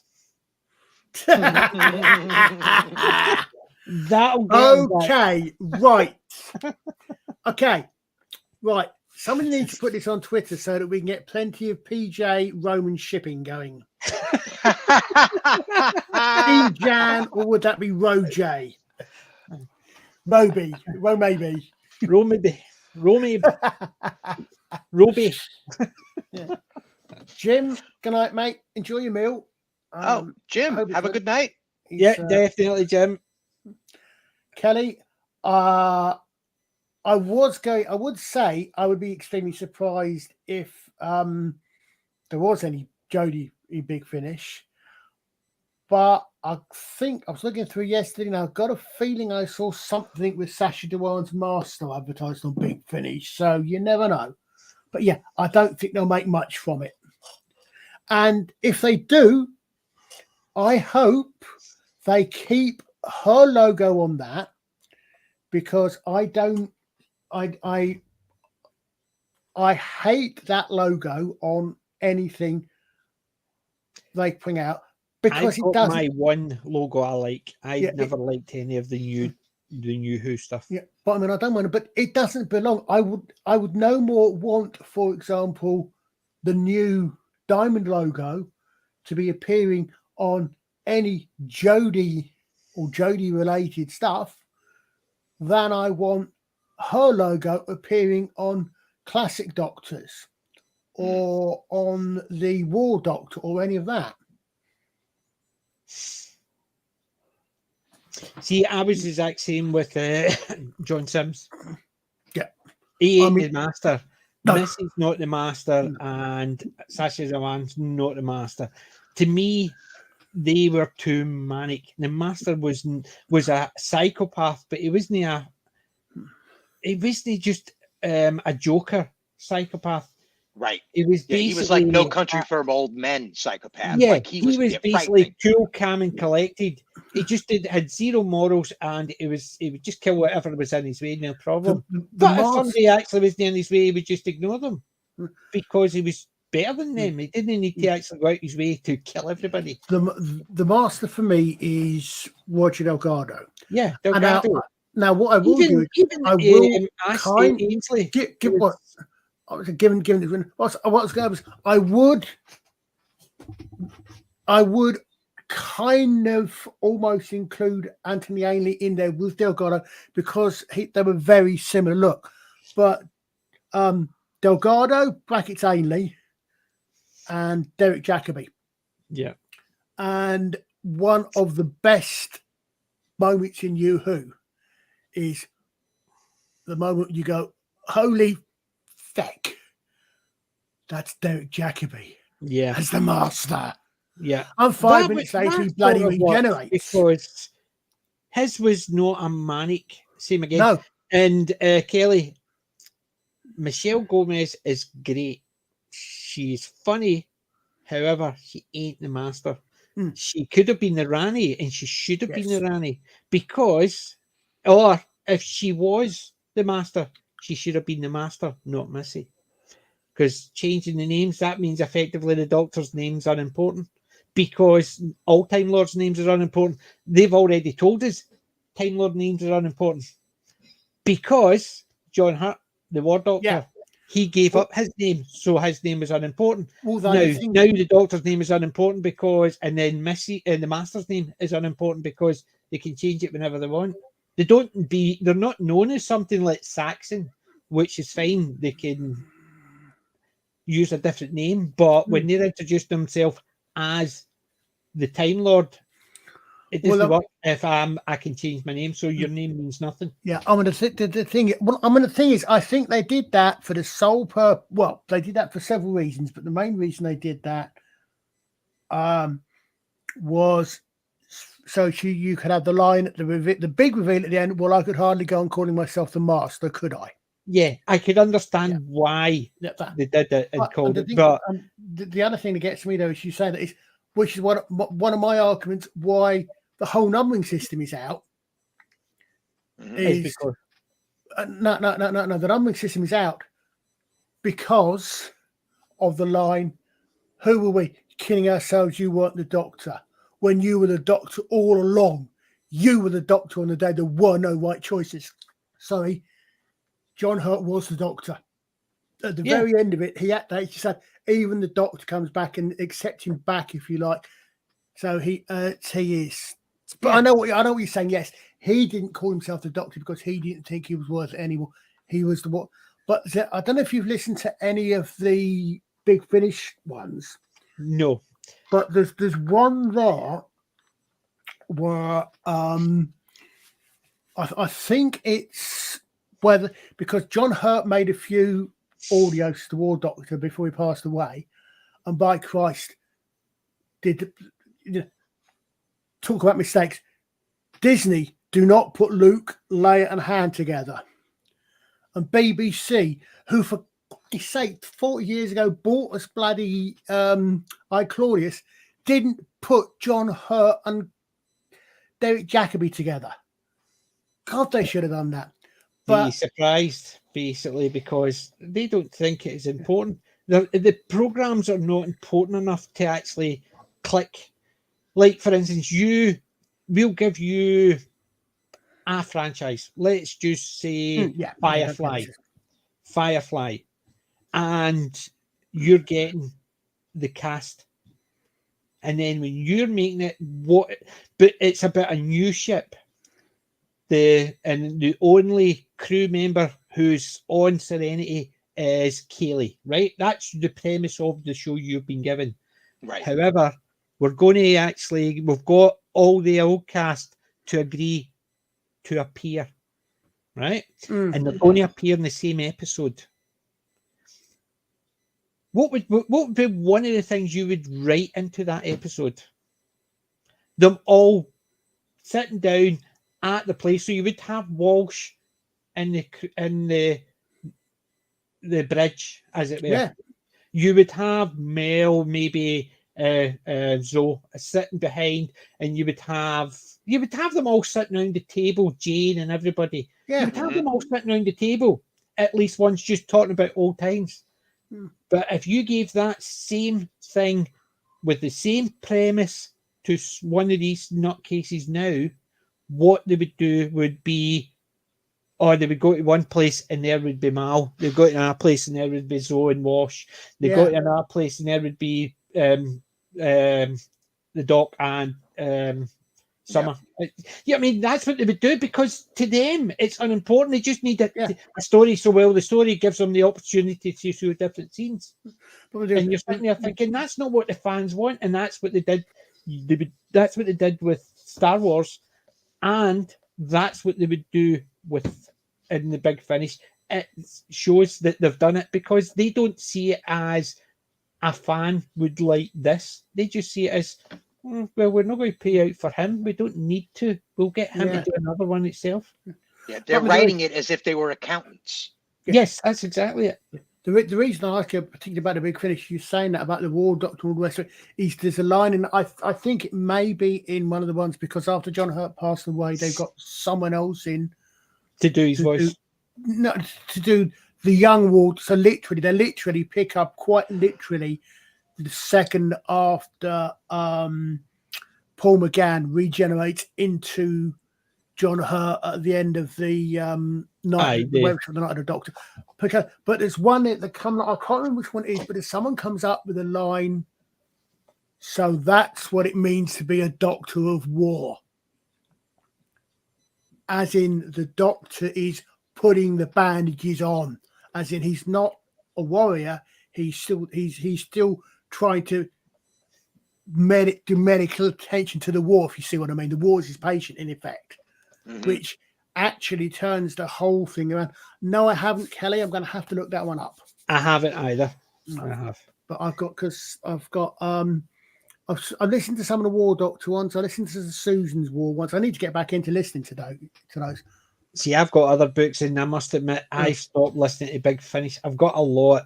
I stopped listening to them because I just feel as if it's on Yoo-Hoo, even when it's older Doctors.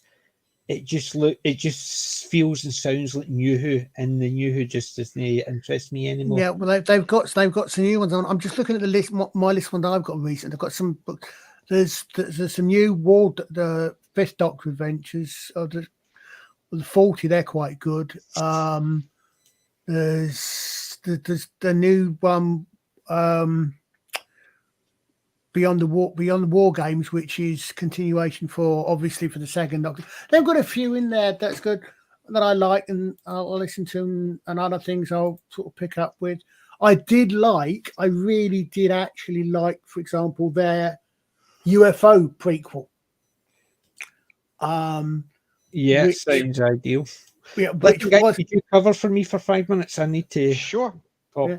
But because the UFO prequels, I wasn't sure at first, but they've reset it because there are some differences in characters. They've changed, and there's one character which they have. While they haven't gender swapped the character, they've changed who dies and who lives, so that the character is now female. But they've done it well, so it's obviously, while it is a sort of prequel to and mentioning events happen in the first episode or referred back to leading up to first episode of UFO. Right. They've done it well. Unfortunately, they don't have any of the original cast in it, because most of the original cast are no longer with us. Right. So obviously, they got someone else doing, I can't remember the chap's name, he's doing Ed Straker, and he is definitely channeling Ed Bishop. The guy doing Colonel Freeman is a lot younger, or sounds a lot younger, so he's doing, and so on and so forth. But they're quite. I enjoyed those ones. As I said, I've recently, more of the Big Finish stuff I've listened to has tended to be not Doctor Who, or at the very least not the Doctor. Tend to be some of the sort of the spin-offy ones. Because they seem to be more, a little bit more Doctor, or what less wokey, shall we say, in some ways. Okay. I mean, I know there's an entire series of the Eighth Doctor ones, apparently, which is so utterly woke that I think the Rabbi was saying he goes back, the first one is completely out. That's fine, Kelly. I mean,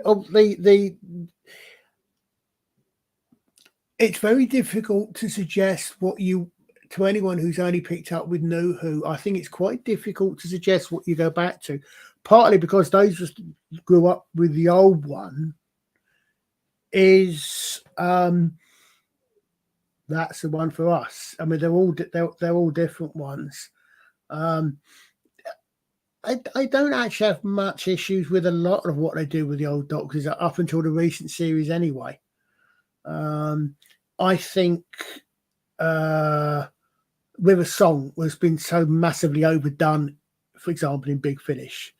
They seem to have a thing where they were going to put on me everybody.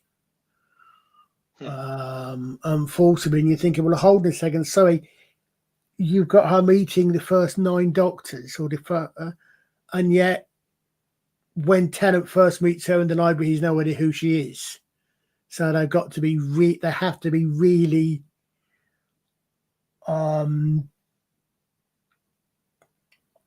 Charlotte, that's really good, Kenny. Did you start right back at the beginning, or did you pick up at one of the other doctors? Because Sharda, I think there's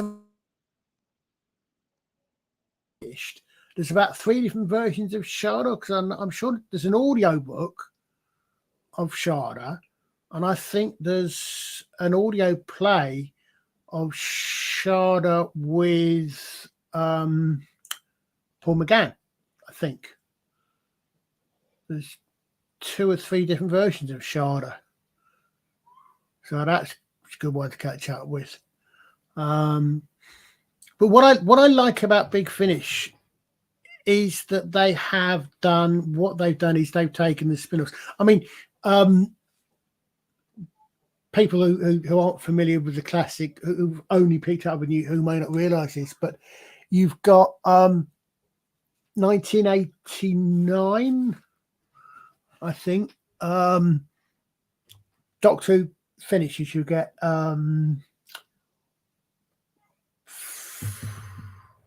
Survival, which ends up with the Master apparently being left on a dying planet, if I remember right, in a dying universe. And then you start with what's called the New Adventures, which basically is a continuation into the Wilderness Years. And quite a few of those have now been done as either audio books or audio plays, again by Big Finish. So there's about 60 books of, depending upon how you count your canon and how you count your head count for what counts and what doesn't. Paul McGann, the longest serving doctors are either Paul McGann or Sylvester McCoy, because Sylvester McCoy goes on for 60 odd books in the New Adventures. Paul McGann has got his own New Adventures and he's got the Big Finish audios. But you've then got Ace, for 3 or 4 books, Ace and the Seventh Doctor travel with a character called Benny Summerfield. Ace goes, Benny carries on as the Doctor's, and I think she actually leaves in the 50th New Adventure, but she then spins off onto her own. And the first thing that Big Finish actually got for their audios was they got the license to Benny Summerfield with Lisa Bowerman in that role. And they alternated, I think, between between audio plays of it's confusing because you've got the New Adventures and the Doctor Who New Adventures, and the Benny ones all sometimes called New Adventures. It's confusing, but alternating between the books for Benny and original material back and forth. The first one they do is the first Benny adventure is it's called Oh No It Isn't. And although it's complete, it's Benny, it's nothing to do with the Doctor at all. It includes voice performances by Nicholas Courtney, Colin Baker, I think David Tennant's in this, by several Doctor Who alumni as completely different characters. And that then went on, and that kept them going. They picked up other spin-offs as well. They picked up continuation spin-offs for the Tomorrow People. They picked up Sapphire and Steel. I'm not sure if they're the ones. I'm sure they've done some Dark Shadows for our American, for people across the pond who remember that series. Mm-hmm. And then eventually they got the license for Doctor Who, and started doing Eighth Doctor classics and all the rest of it. So that's where they came from. But that's their expertise is in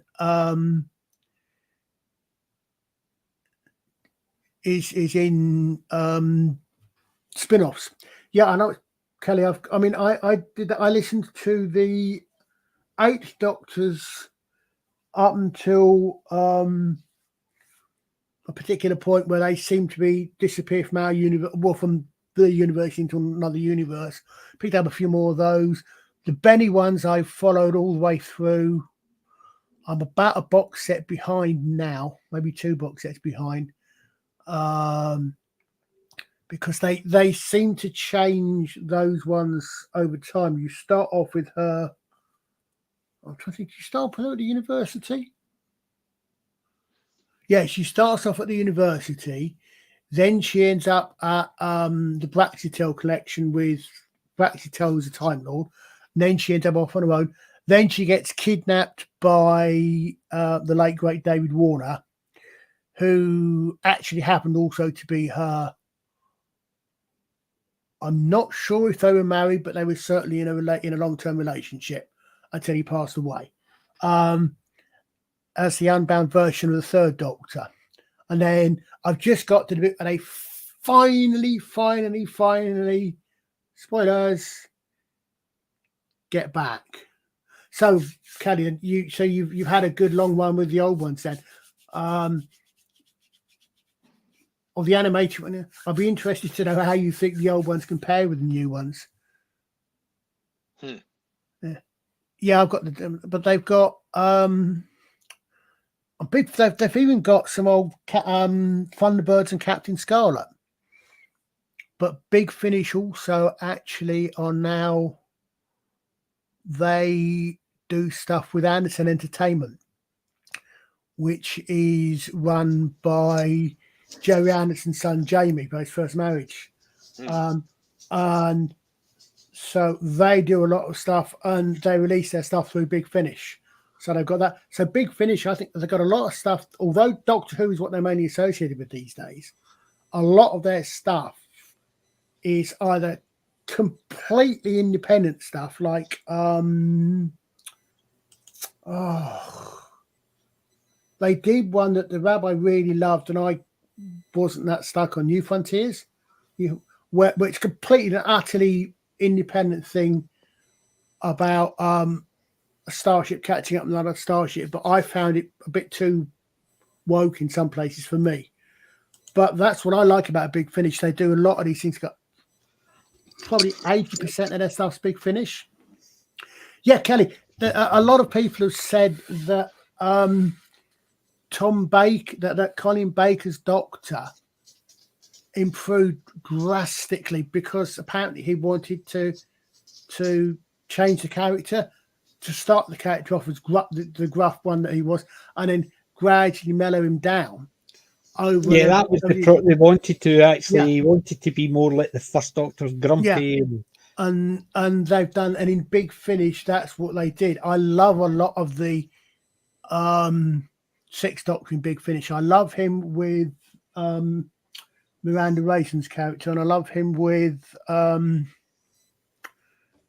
I can't think the lady who's a history professor, who unfortunately the actress passed away. So we're never going to get, they're probably never going to get those finished. If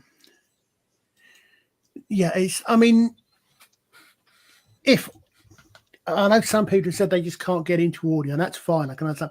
But I know, PJ, you listen to audiobooks a lot for driving and the rest of it. If you can, I think Big Finish, especially if you can be careful how I say this. If you can find older stuff in places, especially some of the stuff which they no longer do, and so you can sort of look elsewhere without any real. Well, I have got a pile, quite a few, shall we say? That's it. Even Smile. Thank you, Kelly. Yes. Right, I've got quite a few Big Finish. I'll maybe actually put them back into rotation. I'm actually listening to Everybody Loves Last Chess. I'm on book 4 at the moment. I've still got, because book 7 came out, so I always like when a new book comes out, I always start from the beginning and go through them all. I used to do the same with Wheel of Time. That's why my first 5 books are dog-eared. I'm currently listening. I must admit, if I'm listening a lot of the time, I tend to be listening to YouTube stuff. What I do like listening to is the main reason I actually joined the Lotus Eaters membership is because they do some really good premium podcasts on history, and I'm currently listening to one I just started about the politics of Black Panther. But I've got a few books I've just recently been sorting out. Audio books and plays and the rest of it that I want to stick up and put on the phone and listen to. Yeah. And lectures as well. It's my other big thing I quite like listening to. Yes, I do that as well, but at the moment it's my DVDs and TV stuff, which I'm going to see that I mentioned it. Pick of the week. Kelly, get your stuff out. I'll rephrase that.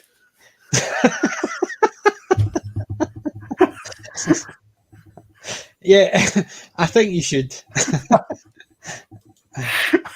I'm just going to have to think carefully how to rephrase it. It doesn't sound even worse. So,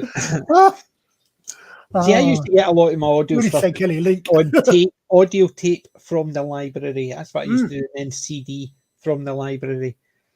Don't use the library anymore, but I still got my card, but I don't really go in it as much now because I'm getting old and reading is just too much trouble. So well, I just got back into it, having wanted to reuse and then discovered that my Kindle had died and I replaced it. You will see. I've actually got back into reading again.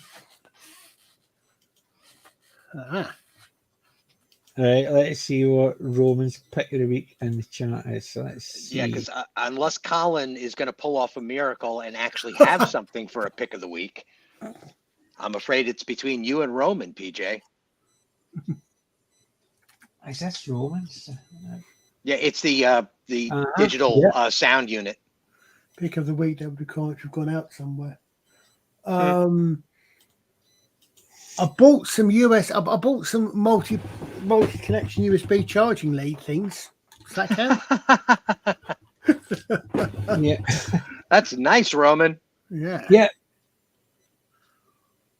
A Scarlett, is that Scarlett 2.2 or 212?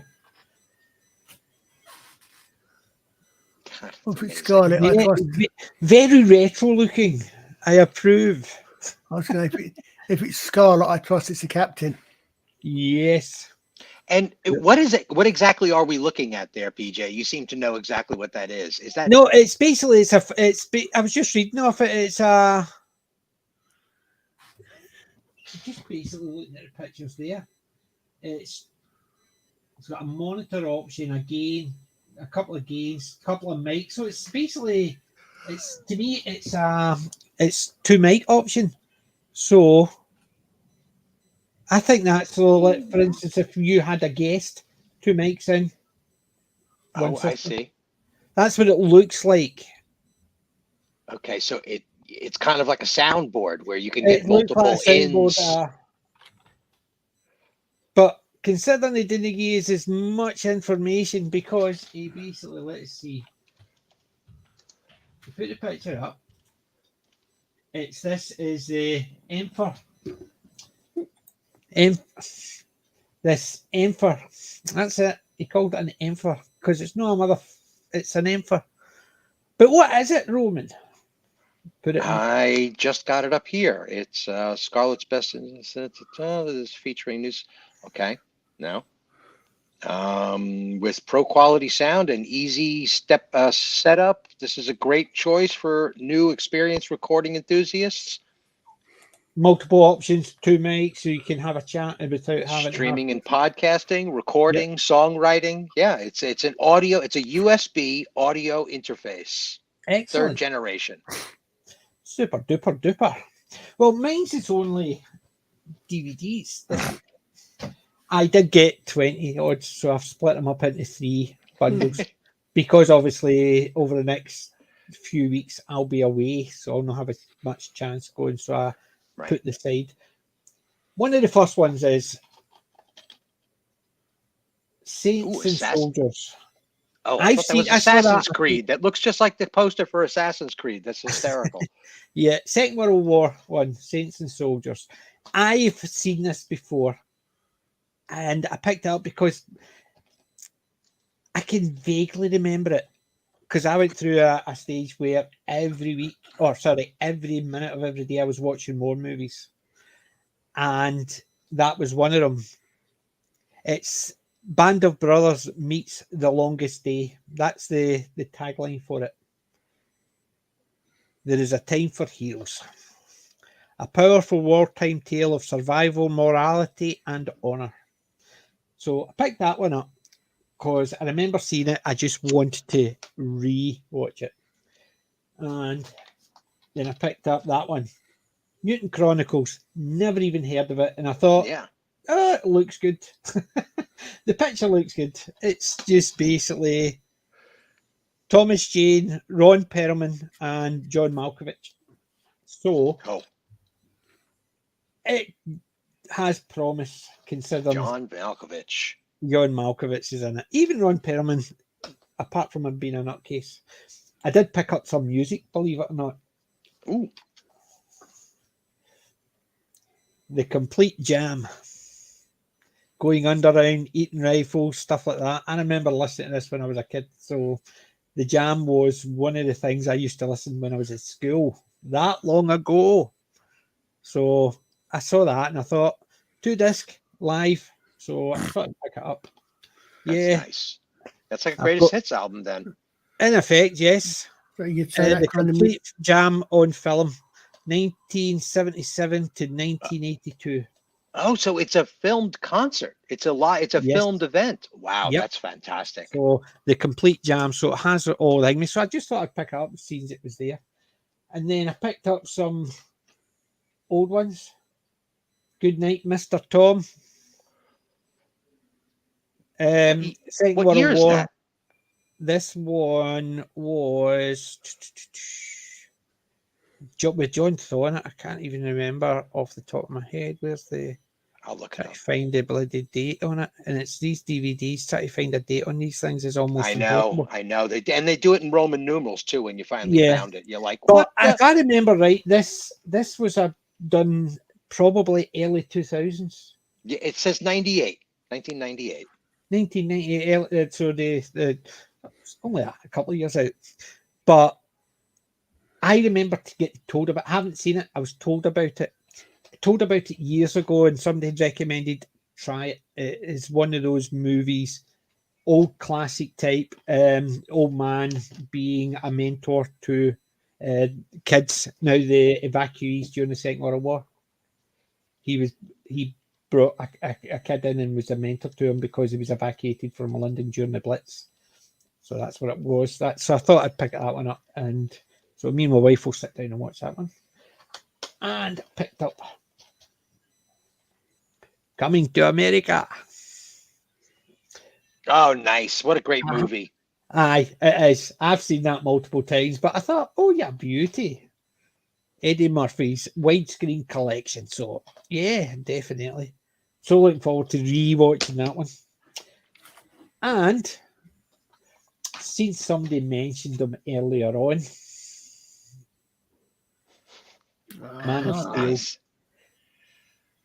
He's such Henry a perfect Cavill. So Superman. I picked this up. Exactly. So I picked it up and I thought, I've got the Superman collection. This is not in it. It basically is the 5 movies, Christopher Reeves and stuff like that. But the Man of Steel, for some reason, isn't in it. So I thought I'd pick that one up just to double check. And the last one, this one, as soon as I saw it, I thought, oh, your beauty. I've been looking for this one for a wee while. Oh, nice. Enemy Mine. As soon as I thought, yeah, beauty, because it's been on my list for such a long time. I've got a digital. It's not the same. I want to see, because this has got special features, theatrical trailer, the two stills gallery. Well, a load of pictures. There's 2 stills galleries. They're The so extended great. scenes the interactive menu. It's obviously it's an early DVD when they actually used to tell you it had an interactive menu rather than assuming everybody knows that bloody all the menus are interactive.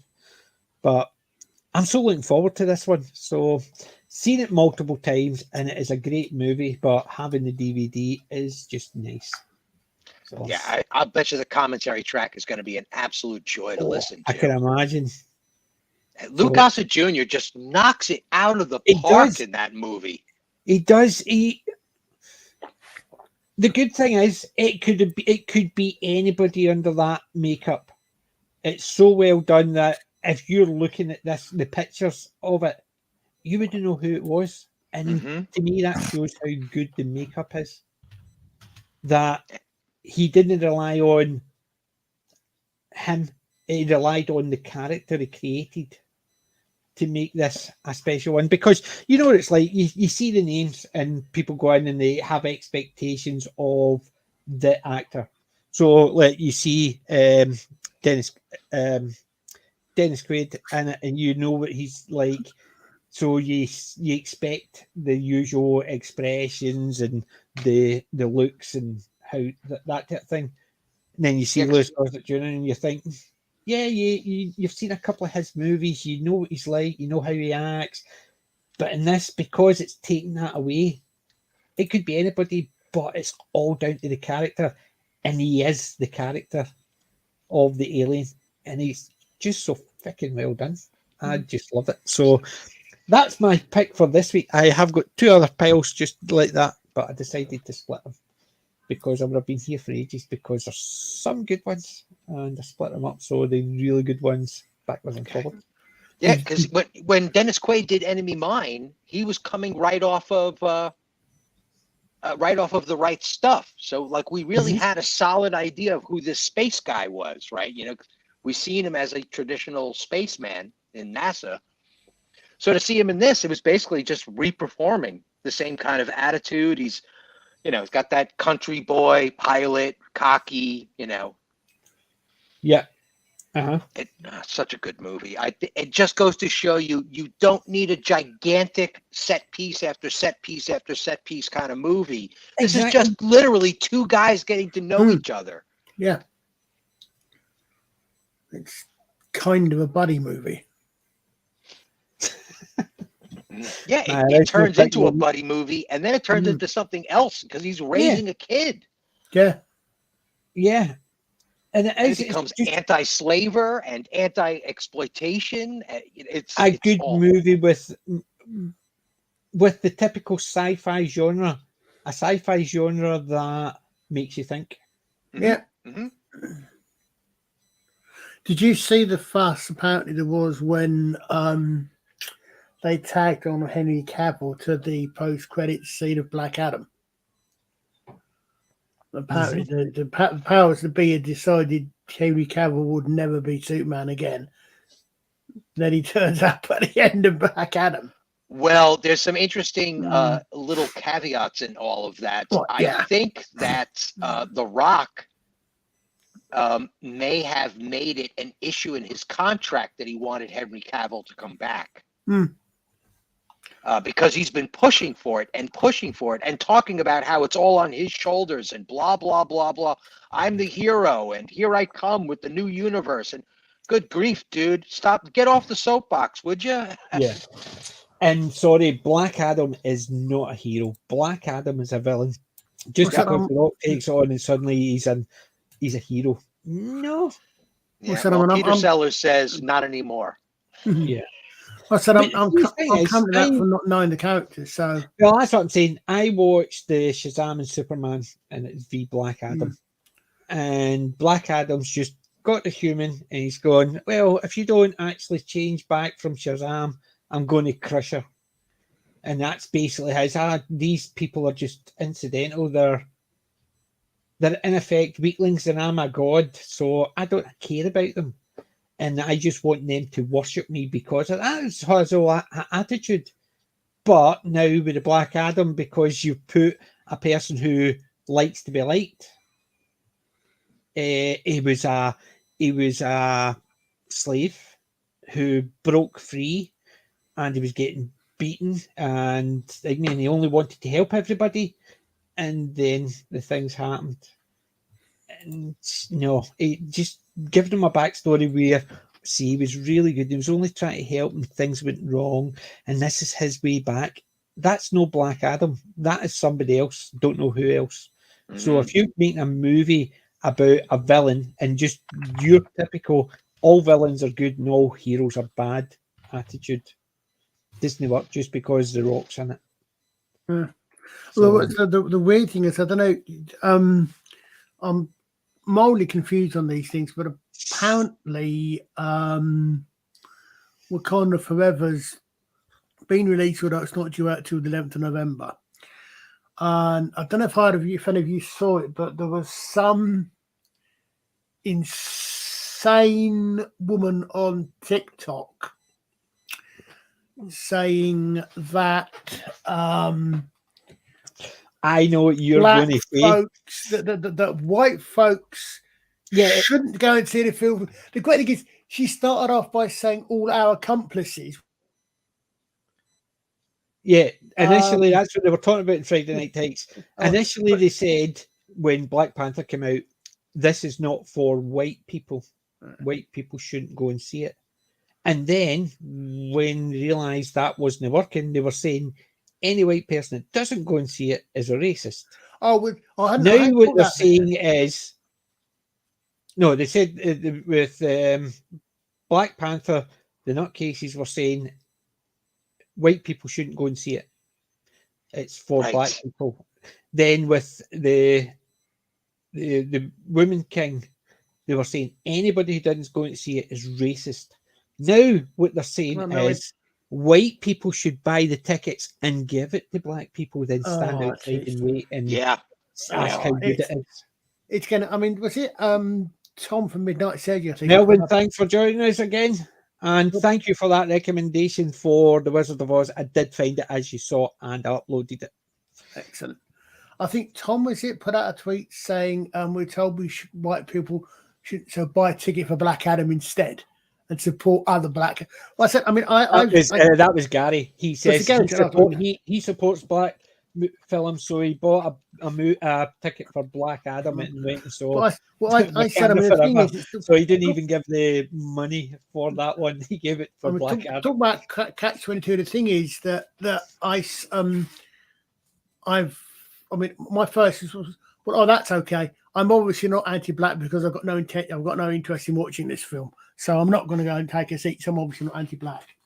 But okay, so you think about it. So the one I saw, I didn't see the thing about going to see it. It was about not going to see it the first couple of weeks or something. And I thought, okay, so if you don't go and see it, if you go and see it as a white person, you're anti-black. But you know exactly what's going to happen if people don't go and see it at the first week and weekend. If people are going to be accused of what was that phrase that Viola Davis used? Not believing that black women can lead a Hollywood major movie. You can't bloody win. If you don't go and see it, you're going to be accused of that. And if you do go and see it, you're going to be accused of being racist for. It's just it's a double trap. And I can guarantee you that they're going to try and sweeten the numbers for Wakanda Forever. Meanwhile, at the same time, they're quite literally telling people to buy tickets and give them to black people. Yeah. And so it's like, wait, this advertisement that you're doing right now is actually going to fatten up the numbers of black viewers. Are you doing that on purpose? The messages are so muddy right now. It's crazy. Well, they're deliberately muddying the waters. That's the problem. They're deliberately doing it because, as they keep on saying, people working together is bad for the government. People fighting each other is good for the government. So that's what they do to deliberately stoke it. It's the same idea as soon as they mention race, gender, ideology, or whatever, I just ignore anything else to say, because they could say this movie's really good, but they don't. They start as starring black women, and it's about Black history, and then the rest of it is fuzz, because as soon as they have not told me the story's more important than who's in it. I don't care who's in it. And as soon as they start by telling me that, the rest of it is unimportant. I'm not going to go and see it anyway. I have to be fair. The only direct thing I've seen about this, don't go and see Wakanda Forever, etc., is this one nutcase woman. Yeah, but the problem is, Colin, you're not on Twitter. Exactly. I said so person, so I don't know it, although I have heard anecdotally that I don't, 90% of the ones is just her repeated or people replying to her and agreeing. But I mean, that's what it is. I said the dumb thing being this. Okay, so my first question is, okay, how many of the audience going public in, let's say in America, forget the rest of the world, are quote black unquote, or specifically of course it's this day capital B black unquote. How many of those of the potential people who might go and see it come in that demographic? Okay, I don't know. I mean, I'm not sure. Top of my head, I'm thinking. Well, off the top of my head, statistically, it couldn't possibly be any more than 50 million. If there's a 14% population in our country, and we're roughly somewhere around 400 million people in the United States. Okay, then it can't be any more than 50 million people, maybe 55. So what they're basically saying then, percentage-wise, is okay.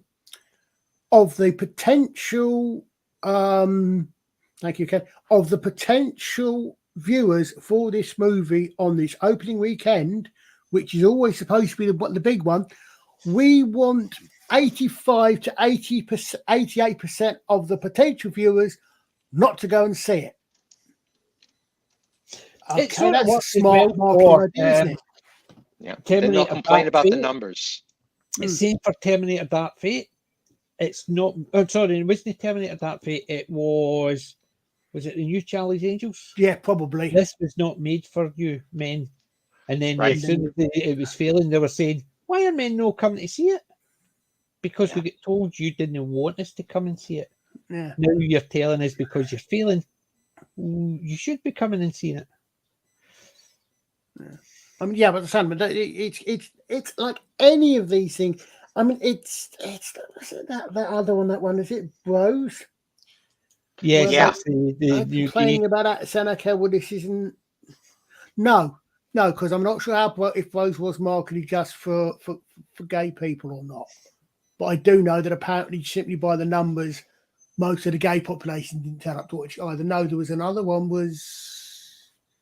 But they were turning around the reason people didn't want to see it is because they were scared of gay people. They hated gay people. And then somebody turns around and says, but Brokeback Mountain was a hit. Yeah. Oh, well, yes, exactly. So if Brokeback Mountain was a hit and it didn't have any agenda or politics, and it was a love story between the two guys, and this is got full of agenda and politics, and there's a love story about two guys, what's the difference? The difference is the politics. Yeah. And that's what it is. So they're basically saying, you all hate gay people. That's why you didn't go and see it. Well, why did Brokeback Mountain make such a lot of money and loads of people, straight, gay, whatever, went to see it? Yeah, interestingly enough, though, I'm not entirely clear of exactly what the plot line is, but a lot of the plot that I've seen is that it's not a love story. It's about promiscuity. But I may be totally misquoting on it, but it wouldn't surprise me if that's what it was. I mean, I've not seen Brokeback Mountain. Kelly, you remember, you're not old. You're classic. Yeah, exactly.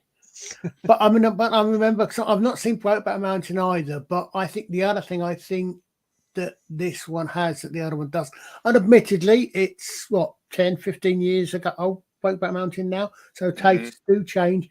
But as you alluded to there, the promiscuity and the graphic nature. I mean, what was it they reckon they spent some? I'm not sure actually what to go down the rabbit hole on what they spent on some sort of sex simulation machine that I never used. But that's another thing. I really don't want to know. A majority of the gay population says that's not us. So why the hell should we go and see it as well? And that's the problem. They want to tell everybody that this is how gay people are, and gay people are going, so fucking no. And that's the problem. They're telling everybody this is what everybody's really like. Come and join us, and then the people are turning around going, no, we're normal people. The difference is our sexuality is different from the majority of the people in the country. It's only our sexuality is different, not we're fucking anything else. We're the same as everybody else. But these people want you to think this is exactly how everybody who's gay acts. Well, that's the problem. They're trying to actually put the division in there because, believe it or not, people don't have an issue with gay people, but they want people to have an issue because gay people are not the victims they used to be years ago, which we all are aware of. Homosexuality used to be illegal then and stuff like that. Christ almighty, I grew up my uncle gay, so I obviously knew a lot of the things that would happen because he was always around the house with my mum and him and his pals used to come round all the time. So I was aware since I was about 12 that my uncle was gay and his pals used to come round. That was it, but it's not as if they were anything special. They were just a bunch of guys that used to come round to the house and we would have a party with them, with my mum and dad and my uncles and my aunts and stuff like that, as they did. But now what they want to do is tell you it's just as bad for us as it was 30, 40 years ago. I've long come to the conclusion that actually most of this fuss is not from about gay people or black people or trans people or whatever flavour you want to go for. It's from activists who actually aren't after equality. They're after victimhood. They're after victimhood. That's what they're after. They're not after, as you said, not equality. They want equity. They want basically they're after privilege. Yes, and I suspect certainly when it comes to the racial things and possibly also the sexual things, most of them probably aren't even actually members of the group that they are being activists. But that's the point. It's the same as you see a lot of these white liberals. Yes, exactly. And the meme is out there as the white liberals turning around to the black and they go, "Don't you worry, I've got this for you. Yeah, I will sort it for you." And the peers are, in effect, they're turning out to the black community saying, "I'm offended for you, so I will deal with it." And the black community are turning around going, "What are you offended for? I just said this, it's no important. But I'm offended for you, so I'm dealing with it." So, in effect, is we don't care what you think. We are telling you what you should think. And as Kelly said, a lot of gay conservatives. And it's the same idea. Half the stuff that my uncles, my friends would actually go, "I'm not going to see that." I know, bros. What a couple of my friends says, "I've heard about it and I ain't going to see it." Because that's not us. Well, but and that's the problem. It's they want people to, because if we see that that's how all gay people are, then we're going to go, don't want them as friends because weirdos, and that's what they want. But we know we're obviously more intelligent. We know that that's just what they think. It's the same idea. You look at Wakanda Forever, the bit when they're meant to be taking Riri Williams. It's okay. The two women effectively are going to kidnap her. You're coming to Wakanda, conscious or unconscious, and they think that's I haven't okay seen anything because they're the good guys. No, I saw the clip. It was on Friday Night Tights. I haven't seen it. It was part of the trailer. The trailer. Riri Williams throwing things at her, and she go, "I like her," and it's a case of you're coming to Wakanda. Oh, that's what's conscious or unconscious. So in effect, they're kidnapping her, Mm. and she has to accept it. But these are the good guys. Well, it's all right when they do it. I just say 2 words: Wonder Woman, 1984. Mm-hmm. Yeah. There you go. But I mean, the thing is, it's not only that. But I mean, even before all this started coming up, 10, 15 years ago, long time, I've long held the belief that the political correctness, as it used to be called, is being offended. You cut out there, Colin. So Yeah. I said, political correctness, as it used to be called, I've long held the definition of political correctness is being offended on behalf of someone else who probably doesn't care themselves. Exactly. And they've got such a low resolution view of these things that they probably think that an Algerian from the southern Mediterranean coast, because that's in Africa, is exactly the same as someone from Rwanda, as someone from Cape Town. Yes, they think from because the same Cairo. colour, they all think the same. That's picking it. They think they're the same colour, which they're not, for starters. I just need to say, Kelly, well done. Get some, try it. Scottish shop near ourselves at Iron Brew. Do you know why they changed? I told you why they changed their name, because it used to be Iron Brew, BREW. But people thought that it was made from iron, and they brewed it. They basically brewed it from iron, so they had to change it to IRNBRU. So people didn't think they brewed iron. That's how freaking nuts people were. Kelly, if you want to see ones, go to the Iron Brew. Made in Scotland from Girders is what it used to be. They used to say Bars Iron Brew, made in Scotland from Girders. And they used to have a wee boy, ginger hair, surprise, surprise. He would be doing things like he would drink a glass and he would brush up, and he'd be brushing the street, and he'd be looking around, couldn't find the shovel, so he'd pick up the pavement and brush it under the pavement and stuff. Or he would lean again. And then there's an advert with it's got the Americanization of it. Like the girl who's running after the train, the guy's going out the train waving to her, and she's in there, and she's running down like that, and she keeps on hitting all the poles, and the poles are falling. Yeah. And then there's water gushing up because she's hitting a fire hydrant because she's so busy looking at him. And then you've also got the one that's the girl who's a cheerleader. She's got the banner and she's thrown it up, and she throws it up and it doesn't come back. It's all that. This made in Scotland from Girders is what we used to do. I bet they're not allowed to say things like that now. But it's made from iron. Similar to the old, was it Heineken? Refreshes the parts other beers cannot reach. And people used to get annoyed with that because what does it reach? So you need to tell me. Yeah. Really? Oh, did you not know? A certain actor, sadly no longer with us, actually had a major dispute, and the reason he nearly wasn't in certain Star Trek movies because he was in England.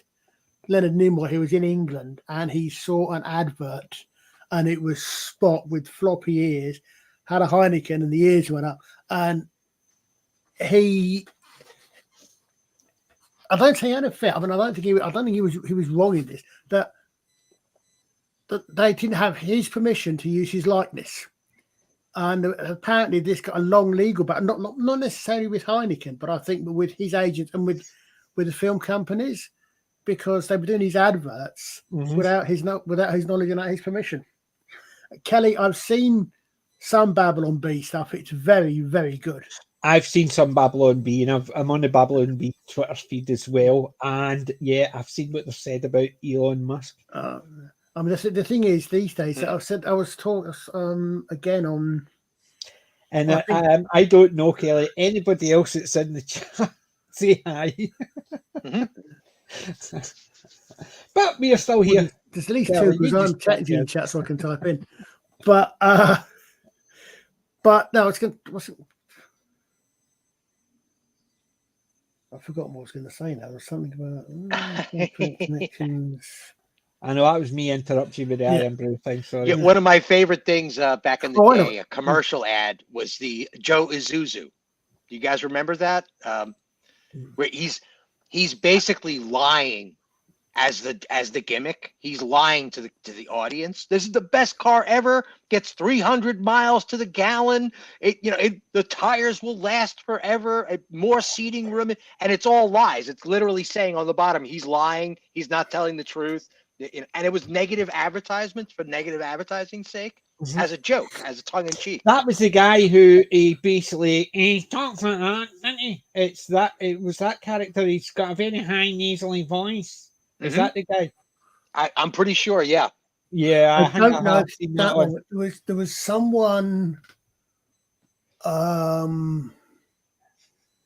while ago, and it was, I think it was for a car. I can't remember what the details were, but basically he was coming across, and the character came across as an arrogant, upper class, posh, loads of money type character, and he was saying, no. Loads of money. Yeah, but I don't think it was Harry Enfield, but it was an advert, and basically they're extolling this car and said, all the virtues of this car, and it's just, no, I don't think it's for me. And of course, the idea was that you were not supposed to like him, so you were supposed to think his opinion was, okay, well, if he doesn't like it, chances are I'm going to like it. But what I was going to say was, I remember what I was saying about the Babylon Bee and that. I was again on the rabbi stream just before came over here, and he was reading an article from the Guardian, and I said I think the Guardian's plan is to make itself immune to parody by being beyond parody. And I'm thinking it's the Babylon Bee. So hold on a second. Wait a sec. Is the Babylon Bee actually serious about this? Because I could actually see the stuff they post being real these days. It's so nuts. See, that's the thing is things happen. Things that the Babylon Bee said a couple of years ago, they're no parody anymore. No, they're coming to be true. No. So yeah. So, and Kelly, I can see the links. It's one of those things. It's if you put the security option on, so we don't get the pornos in, it blocks certain things. But I'll check. Hold on. Let's see what that. Does that let it come in? Because it gave me as mod, it gave me an option to show it. So I don't know if does that come up. I haven't seen the Upstart Crow, I must admit. I've seen a lot of Harry Enfield stuff, but I've never even heard of that character.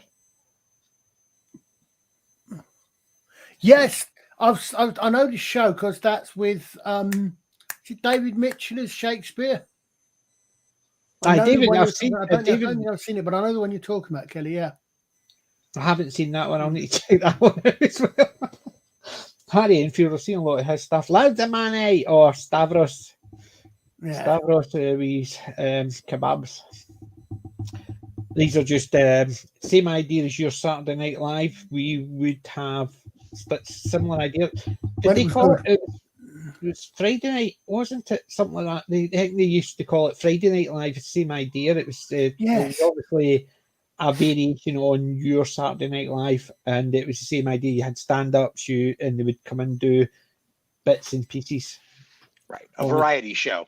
Yeah, like Laugh-In, like the old Laugh-In, or the Smothers Brothers, or it was mainly they would have. It was mainly stand-ups coming on, doing their routines, doing their character routines and stuff like that. So so Harry Enfield would come on. He had a character, loads of money. He would come on with a big pile and go, loads of money, and he would just talk about he was a yuppie and he had this money and he was just throwing money here, there, and everywhere, and it was loads of money. It was just telling everybody about his car and he knew this and knew that. That was his character. He was just a bit of an knob. And then you had Stavros, who was a Turkish kebab owner, and he would come on with his trolley. Yeah, and I can't actually do a lot of his routine because it would be seen as racist. just discovered a slight problem with watching comments through StreamYard rather than chat. You can't reply to them. Not so much that. I can't see where they're being held for review. Because at least one of Kelly's was held for review. There was one I just got back up. Well, nothing. It's not showing it's held for review in mine's. No, I know it's because it wouldn't up because it said there was one of Melvin's put in a couple of minutes. It just said health review, so I just clicked show on them. But of course, that doesn't show up in StreamYards because, of course, you're modding YouTube. Yeah. Well, it doesn't. It normally shows for me any issues like that. I thought so. But really weird. Don't know. Yeah, why I've they've done that. seen some strange glitchy stuff between YouTube and StreamYards where somebody will delete all of their comments, but they'll all be available in StreamYards. Yeah, I've come across that before. I've done that, and I've realised I've made a comment and I've deleted the comment, corrected it, and someone's put it on. But yeah, I've had a couple of times on here. I've said I've had things. Yeah. That Well- I've put in the chat, and it's not showing up on StreamYards. It's weird. Yeah. Yeah. I still think I'm that getting there's some ideas. blockage going on both ways. Yeah, I think so as well. I mean, But It's because I have major problems when I'm running. If I've got the one so I can reply, so like if I'm on like Alex's channel, I'm a mod on that, but I'm also on the StreamYard admin, well, that was helpful. so I can reply. But if I reply, it obviously replies as FFSI, so I have to reply to a chat member on thing and see if I've got the two of them running. Yeah, It's just all the time.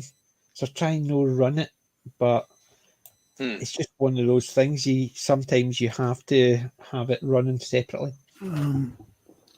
that's an interesting feature. just So that trying to look means that back when you get a reply in somebody's chat on a larger channel and it says, say, Nerdrotic replies, blah, blah, blah, blah, blah, it might not actually be Nerdrotic. It may be Exactly. one of the admins. It's one of the admins, so it could be X-Ray Girl. or Yeah. Quarter Black. Yep. In his name. Yeah, that's the thing. Because I think that one of yours that may have been the one where you said people are stupid. I don't know. I just saw it and just clicked allow anyway. Yeah. But Yeah. You said it was Mitchell is Melvin's. You said it was Melvin's. No, I think there was one of Kelly's and a couple of Melvin's. One of which is I can see why it's held. Hold on. Yeah, no surprise from Melvin. Kel is pretty tame, but Melvin can get a little sassy every once in a while for sure. It puts it in there now. They're burning Dr. Seuss and J.K. Rowling now. The irony is lost on these morons. Absolute dip. Seattle Hotel India Tango. Mid 20th century German morons. So I can see why that was probably why that was held with you. Yeah. Speaking of irony, okay, you've got the liberals writing the show for the BBC from Doctor Who, right? The last seasons or so, right? Yeah. And I've only heard because I'm not a Who fan. I've watched very little Doctor Who. I like the but classic stuff. Her character, written by female lead writers, has been the only Doctor Who to crash the TARDIS more often than any other Doctor, right? So she's not able to drive the TARDIS, right? Or she crashes it more often, which is a trope against women drivers. And on top of that, She-Hulk. in the finale of the season, the Master literally ties her up and forces her to do something. So there's a violation scene written as well. So I don't understand. They're literally writing tropes that they're not supposed to be writing anymore. Yeah, but isn't it really bad that the person that tied her up and technically violated her is a black man? Yeah, Middle Eastern at least. Yeah, but what they keep on saying is that's racist if you put them in that condition, but we'll do it. It's bizarre. Why? Well, it's the same as She-Hulk. She got her powers because she wasn't paying attention and crashed her car. Talk about tropes women can't drive. She gets drunk all the time, falls off chairs, so in effect they're saying that women can't handle their drink and the bits of a lush. There's another bit I keep showing. Then when they get power, they realise they get the power and the job not because of their job, but because of the color of her skin. She got it from the color of her Literally. skin, but she effectively was given the job as a check mark, and she didn't like that. And these are all the people who were given the job based on the fact is they were given it, not earned it. And they're putting into the thing and saying that's a bad thing. You're just proved that CIA special ops couldn't have done a better job because I swear it's like psyops. It's a psyop. It's crazy. They've got us double thinking our double thinking. I haven't heard that one either, Kelly. See, and Sacha Dhawan is actually a good actor. That's the problem. They're getting really good actors and getting them crap. Well, Peter Capaldi, Sacha Dhawan, and Bradley Walsh. And crap. Well, I mean, the thing is, I was going to say, Sacha Dhawan also played, and I think he also played one of the two characters who completely and utterly disproved all the crap in the first place, because he played the first director for Doctor Who. Yeah, he played Hassan.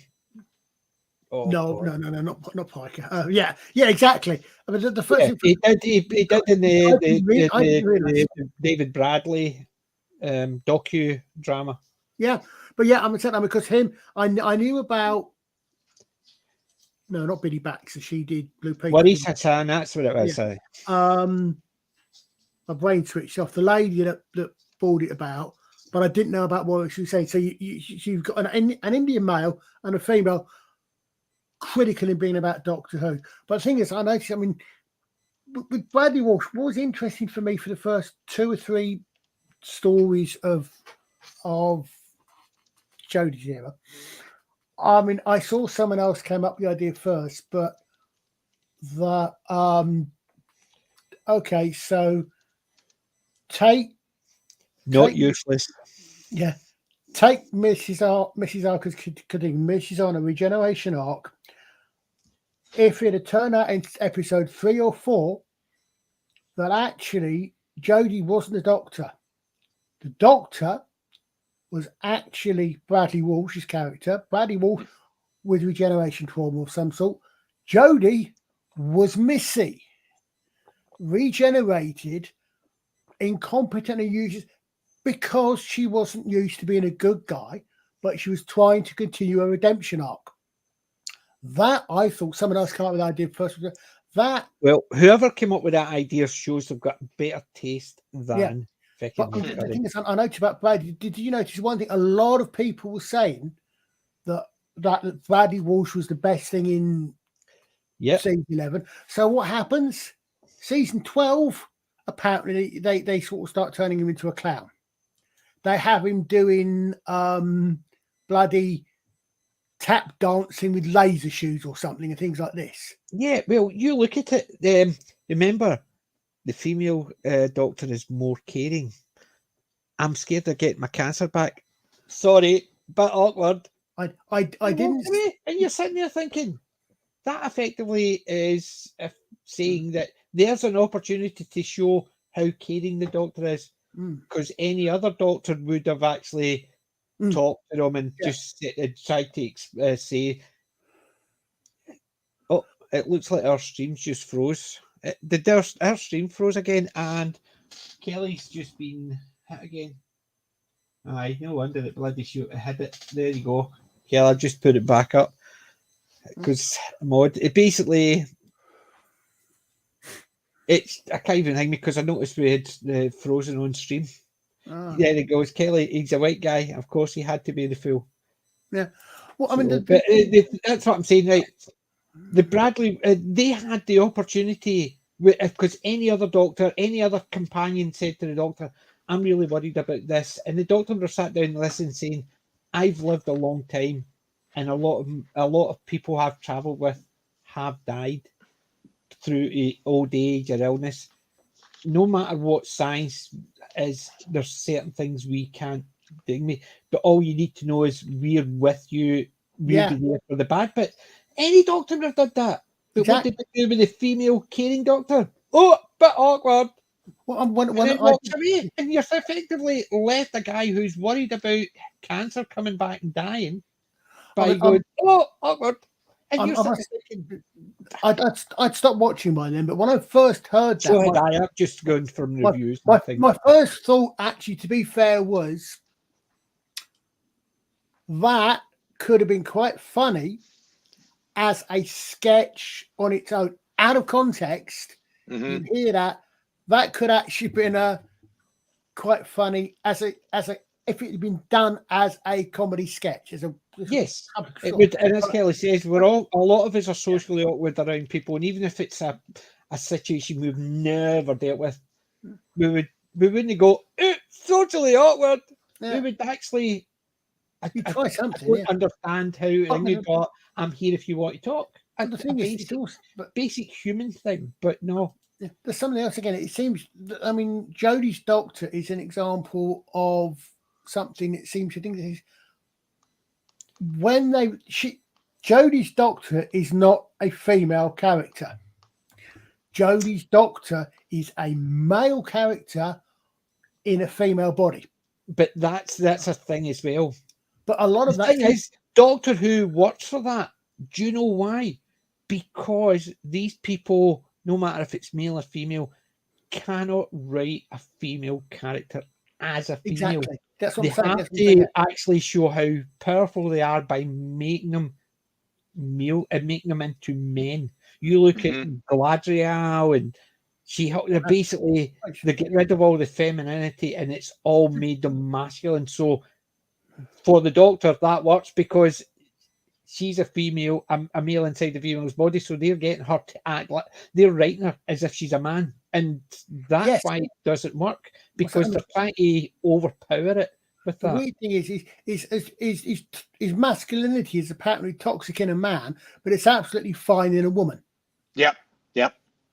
And Tilda Swinton has already played a woman that there's a movie called Orlando.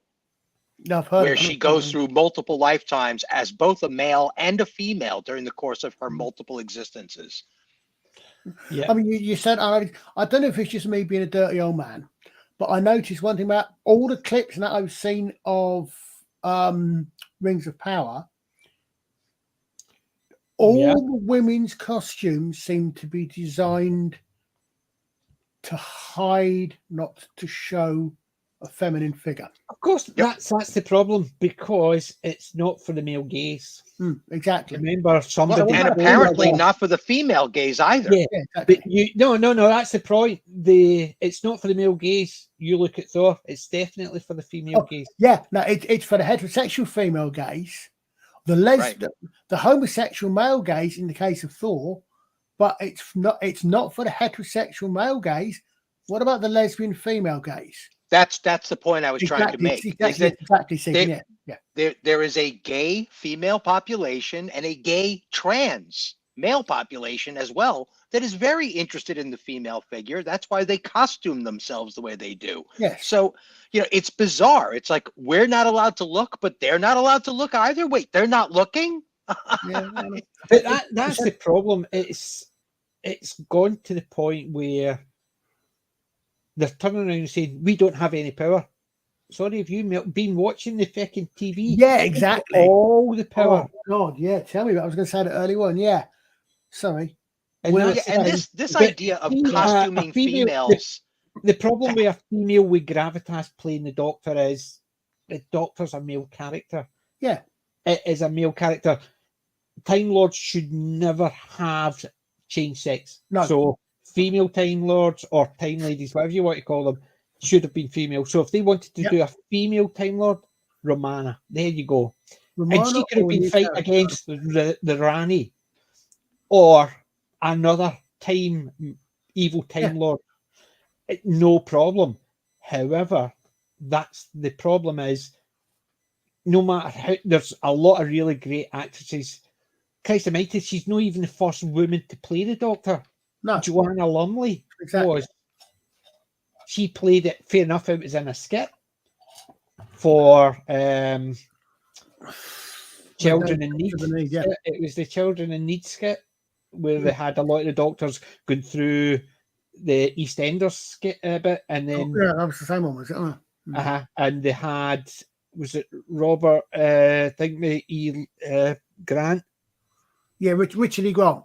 Richard E. Grant as the Master, who kept getting dropped, and anytime he came back up, he was turning into more of a Dalek, and he had Dalek pods up his boobs and stuff like that. Because he went on to be so they've already done all this as a joke.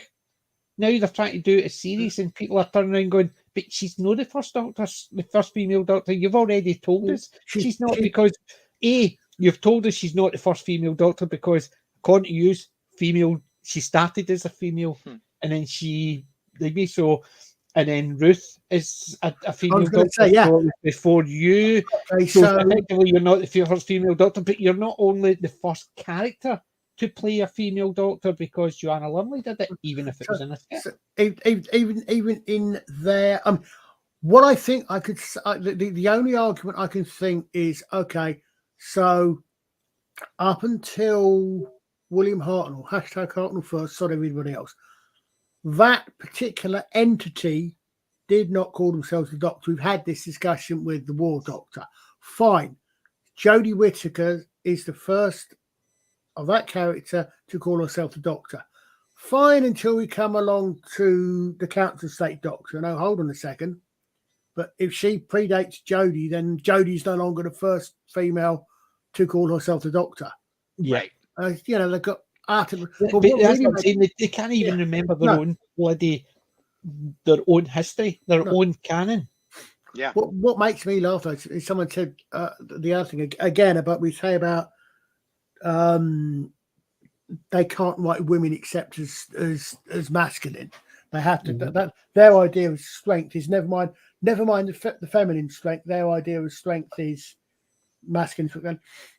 Yeah, they tried this all in the 80s, right? Didn't all the women's suits have shoulder pads? I mean, is this philosophy supposed to be the shoulder pads of the contemporary age? Do you want to see a really good female acting as a man?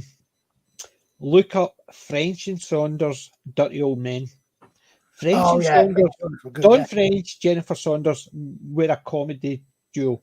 Dawn French is a bit of a nutcase now. She was in the Vicar of Dibley, and recently she's been a bit of a nutcase. But French and Saunders were absolutely fantastic, and they used to put on the fat suit, baldy hair, and all that, and they would go up and do all the "hello girls" and whoa, and it was basically two dirty old men, and the two of them played that. And it was hilarious because it was just showing the absurdity of it, because these two are women going up to women and punching them in the bum and going, "God, darling, come on." And and they would do all the stupid stuff that men do. And it just showed the absurdity of it. But the icing on the cake of all of this, I think, is, as someone pointed out, She-Hulk, so much I hate to watch it, written by all women. And yet apparently at the end of the show, what does she have to do to get everything back on track? She has to go and talk to a man. She has to go and talk to Kevin. Right. And Kevin, so apparently, as far as I understand it, Kevin, the robot standing for Kevin Feige, is the one who sorts everything back out. So all the way through, it starts off it's her own fault because she can't keep attention to the road. And she has to sort everything out. Yeah, because she's sitting around and they record her and all. Yeah, and not only does he sort it out, she effectively steals somebody else to fit her in so she can.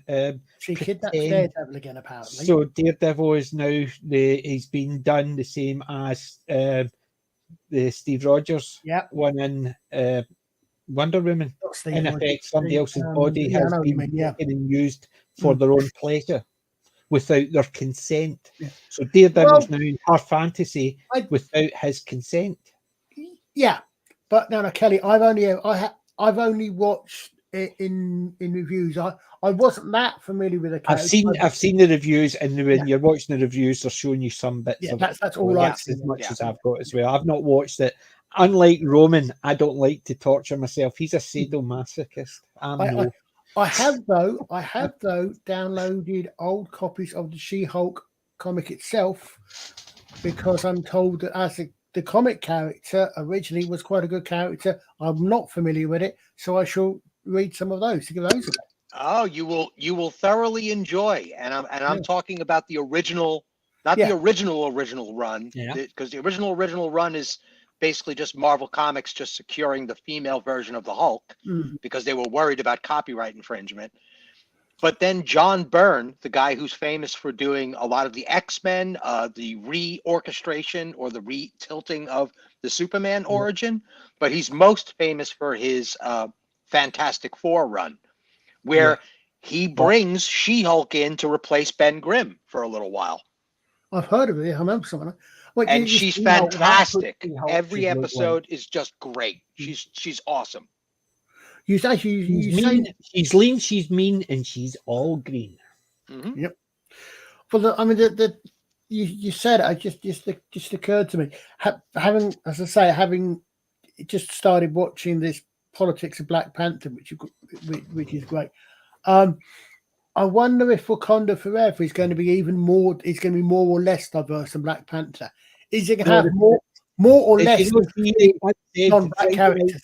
We're talking about it, and they have effectively said in Black Panther it was build a wall and very xenophobic, and people didn't see the irony of it. They're saying, "See, that's the way we should be living," and you're saying, "But Trump's trying to build a wall," and you're saying, "No." But you think them building a wall and only being all can't keep their own arguments straight. It's ridiculous. Now what they've effectively, it was the woman who talked Black Panther into lowering the walls to let other people come in. And guess what? There's a disaster involving the people who come in. Also, because I know they've got fake female Iron Man in it. But have they got? And they've got fake Namor in it as well. They've got fake that's Namor. Not the real Namor. Namor, who is an Aztec, which was a landlocked. It's ridiculous. But he's an Aztec and he's blue. So he's an Avatar Aztec. Oh, so does he? Oh, he's a sea smurf. So therefore, they've got one white character, one blue character. Now, is he going to count as black or not? Who's the right character? Come and think of it. Is Riri Williams? No, she's black. She's black. All right. So Namor is a Latino. He's South American. Right. Despite the fact that if he's an Aztec, that's way before the Spanish turned up, so there wouldn't be any Latino South Americans. They'd just be South Americans. But so are there actually any non-black characters in this? Because I think the three black characters in the incredibly diverse. Yeah, there was Martin Freeman and the other two. I say there was the main bad guy, Andy Serkis. There was comedy fake American CIA man Martin Freeman, and then at the end there was token tie into the rest of the universe appearance by the Winter Soldier. And I think that was the three. But the thing you said, the thing is, it's even better than that. What got me in the first place was, hold on a second. So, way back in the dawn of time, the Wakandans have this advanced power. So, if the Wakandans, so the Wakandans decided to keep themselves. Right.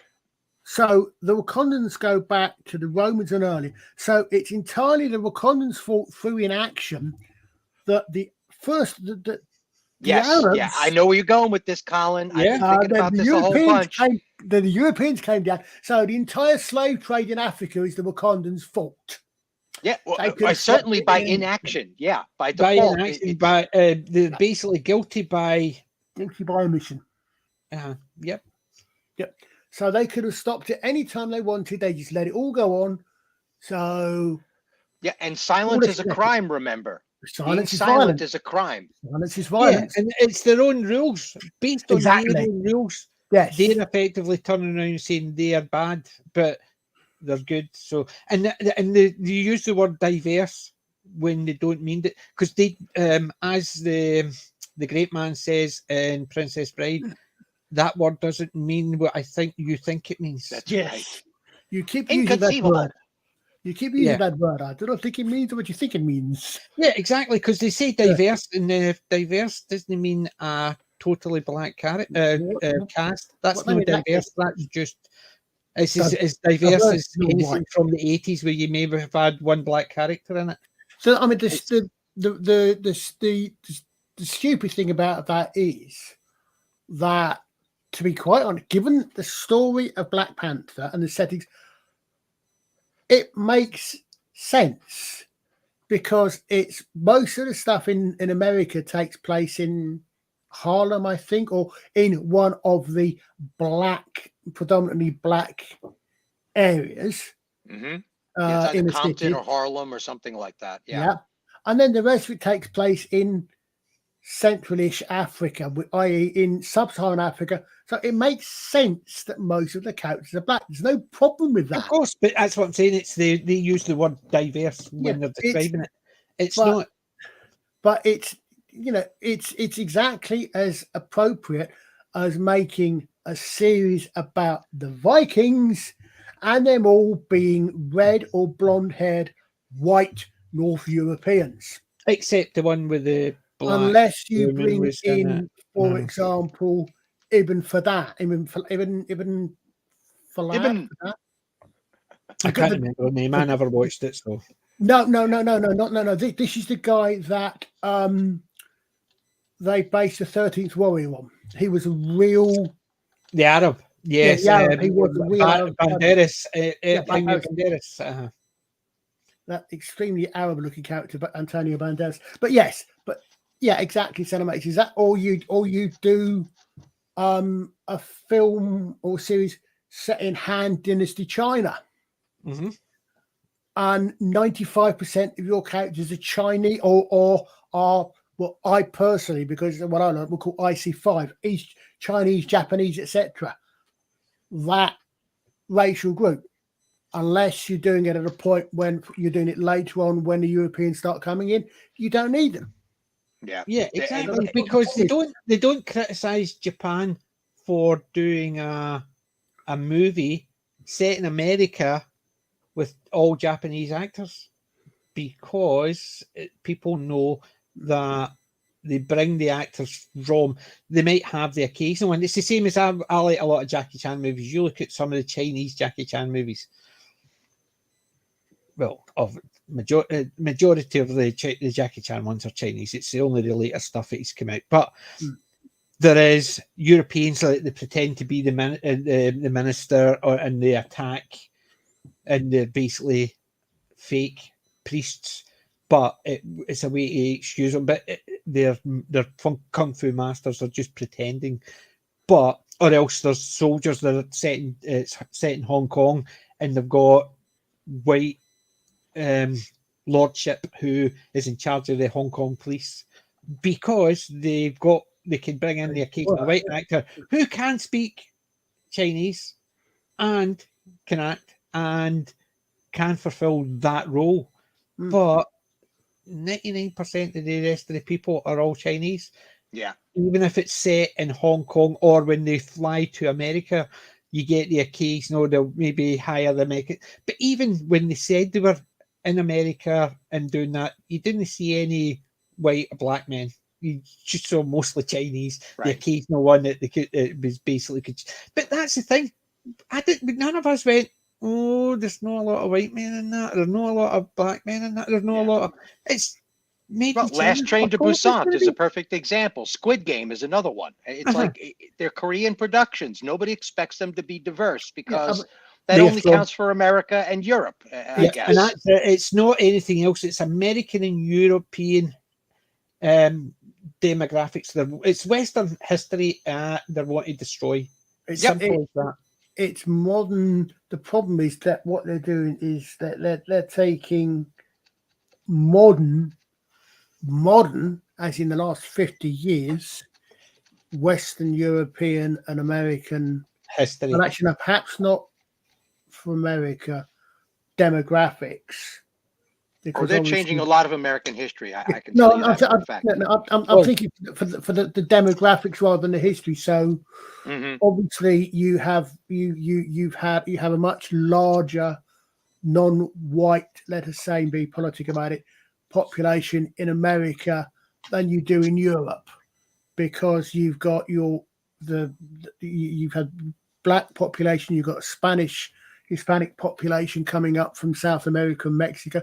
You have got your demographics are different to ours in Europe, but they're taking modern European ones and they're trying to push that back to history, which is why the BBC pisses me off every time I see something from there. So every single bloody thing they do in history has got black people in it. Yeah. I'm sorry. Right, I'll give you another example, right? You look at movies now, set in Britain or set in America, when they're going into the 70s, right? We'll go to the 70s, just go 50 years back, 40 years, whatever, and set in the 70s. In America, they drive about in the big muscle cars, and then you see there's they go into a shop and it's maybe a Korean person running the shop, or they go into here and there's a black bartender or a Mexican bartender. Basically, because of the demographics around then, you might not have seen a lot of Koreans or Chinese, but you saw them around because there was a fairly large population. And the percentage wise, it was small, but it was still a lot of people, black, Chinese, Mexican, whatever, right? That's not an issue. Then they would do the same in Britain. And if they went back, you would see the occasional Chinese person or the occasional black person, but that was wrong.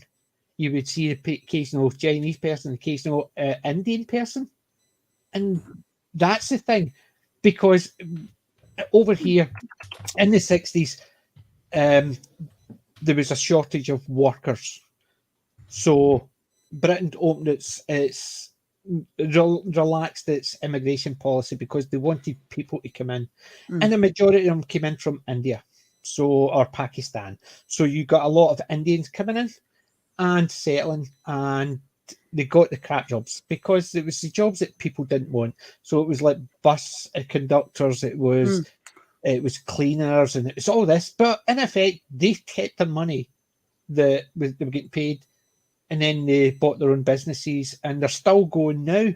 I mean, we all grew up with the corner shop run by an Indian or a Pakistani and an Indian. I was going to say that was just normal. So the P word that we're not allowed to use these days. But the thing is, but the thing is, like, I grew up. There was Anne and Akbar. She was white, he was Indian. Big deal. They were the two that ran the shop. Well, yeah, if we gave any of the two of Geek, we would get our asses kicked.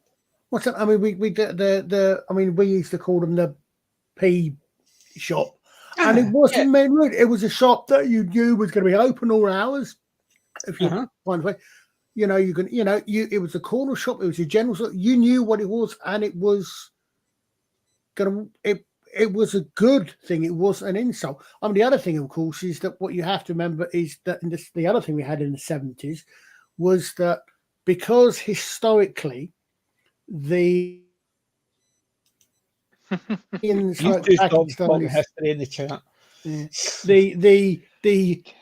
Indian subcontinents, so that said, the people, however you care to call it, before it split up, in the days of the empire, the Indians were good administrators. So they did, like Scots and to some degree the Welsh, they did a lot of administration around the empire. So you had a lot of Indians doing administrations in Africa.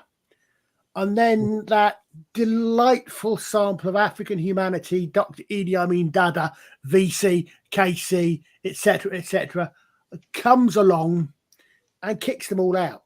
So in the 70s, you've also got all the Asians from Uganda in here. They all moved in here as well. So that added to that coming in. Yeah, I hate to remind anybody of the history of it all, but we could all agree that Mahatma Gandhi was Indian, right? Yeah. He was Hindi from India. Yep. And who did they portrayed by? A white man. He actually was a member of the bar. out of Oxford. Yes, right? he was. So when did we become prejudiced? When did we become racist? When? How did he get his degree if those people weren't available or weren't allowed to enter school?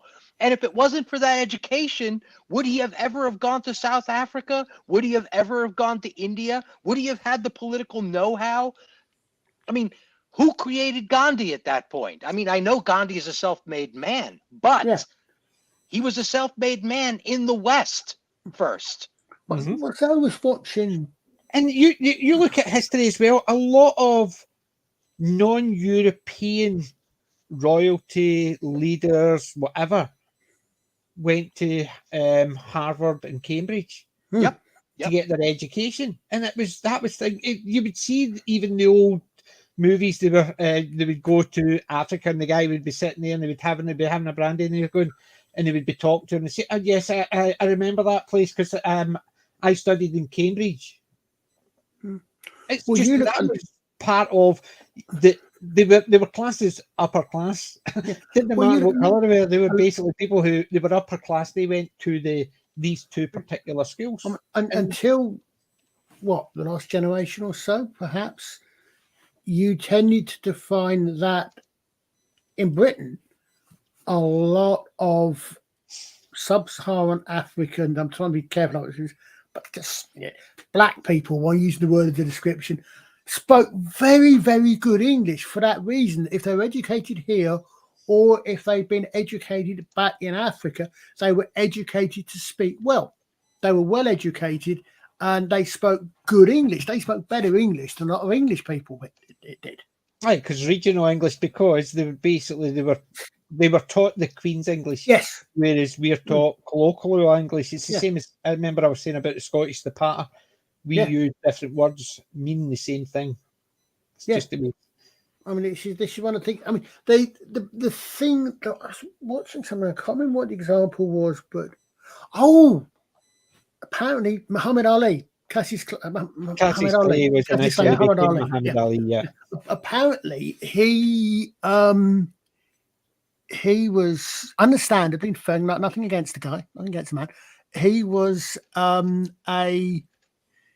he was obviously a proponent for his people, which is fine. Nothing wrong with that.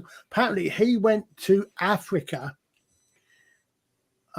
He came back and I think this was on the Lotus Seekers, this thing about Bukanda was saying about. Apparently, he came back and he was asked by an American reporter, "Now you've been to Africa and seen Africa, what do you think of it?" And his answer was like, "God, my great granddaddy got on that boat." And that's the thing. Couldn't say something like that today. Yeah, but I've got a dislike for anybody. To me, if somebody moves to a country, doesn't matter what country it is, and they emigrate there, then they should give up their passport and just have that passport. Yeah, I know a few people who have got dual nationalities. Sorry, why do you have dual nationalities? You're either you're either that nationality or this nationality. Why the hell should you have two? Well, my mum was this and my dad was that. Well, that's not the point. If you should only have one nationality. Right. Well, there's new regulations in place now that basically say that blood is irrelevant and where you're born is the only relevant thing to make you a nationalist. Yes. So, I mean, I'm talking to this guy who's very Irish, and he says that in Ireland, they don't respect Irish people from the Americas. Of course not. Because they're not considered Irish. And according to international law, that's a valid point. That's what I was going to say, which is I hate anybody who says they're American Scottish. No, you're American. I'm Scottish. I don't class myself as Scottish Italian or Scottish Irish, because Scottish is my mum and dad's. My mum's mum and dad were both Scots. My dad's dad was Italian and mum was Irish. I class myself as Scottish because I'm Scottish. I don't think of myself. Yeah, I've got Italian roots. Yeah, but I don't think of myself as an Italian Scot. I was going End of story. Anybody who gives me all these, well, I'm an American, I'm an Irish American. No, you're American.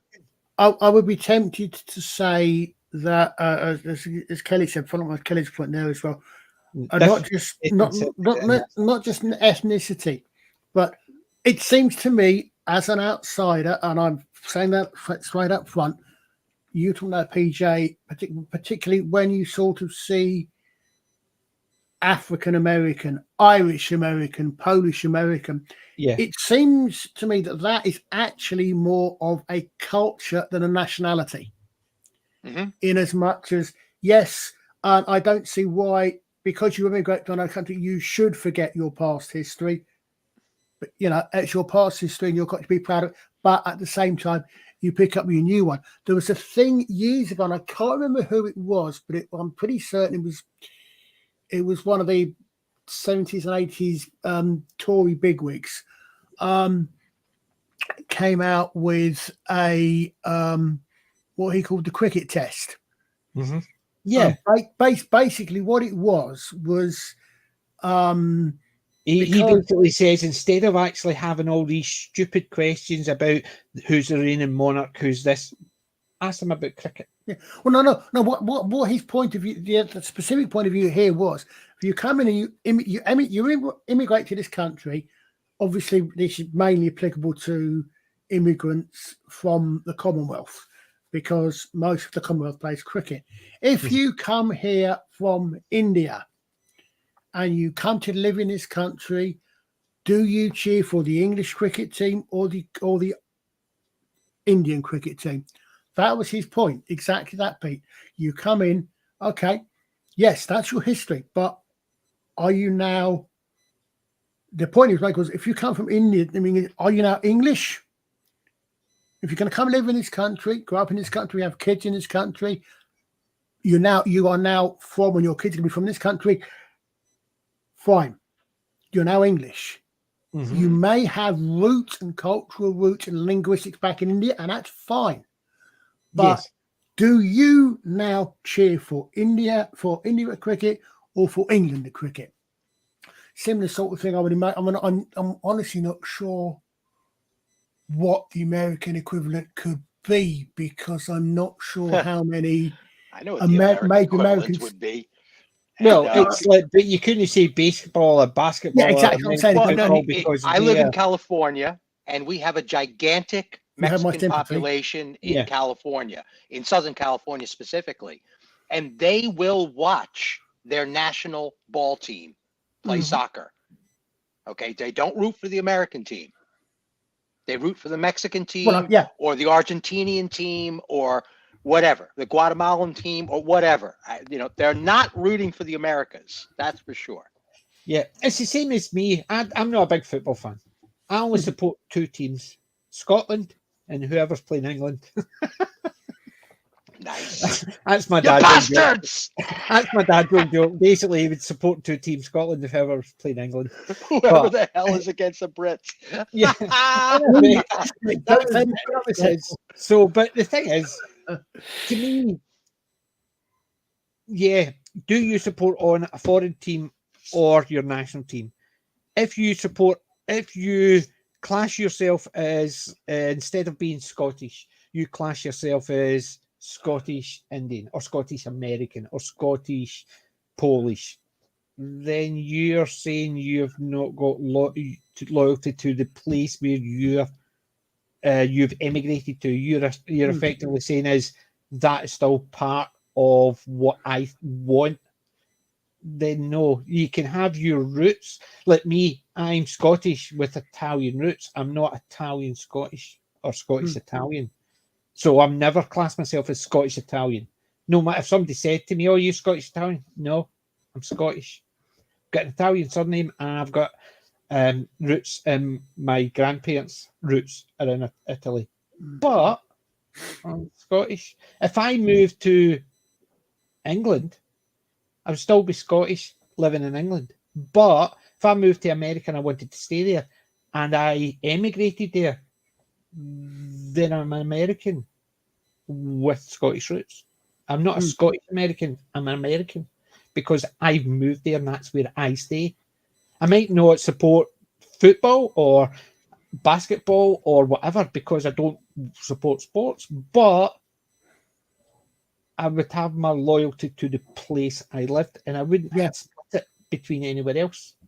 And that, to me, is the fact is, as soon as I hear people hyphenating their nationality, it's no longer their, oh Christ, what was the word? Ethnicity. It's confused. Yeah. Yeah, ethnicity. It's no longer their ethnicity. They're actually talking about their nationality. Scottish, Italian. That's my nationality. No, it's not. Scottish is my nationality. Italian roots. So my ethnicity is Irish, Scottish, and Italian. I would say that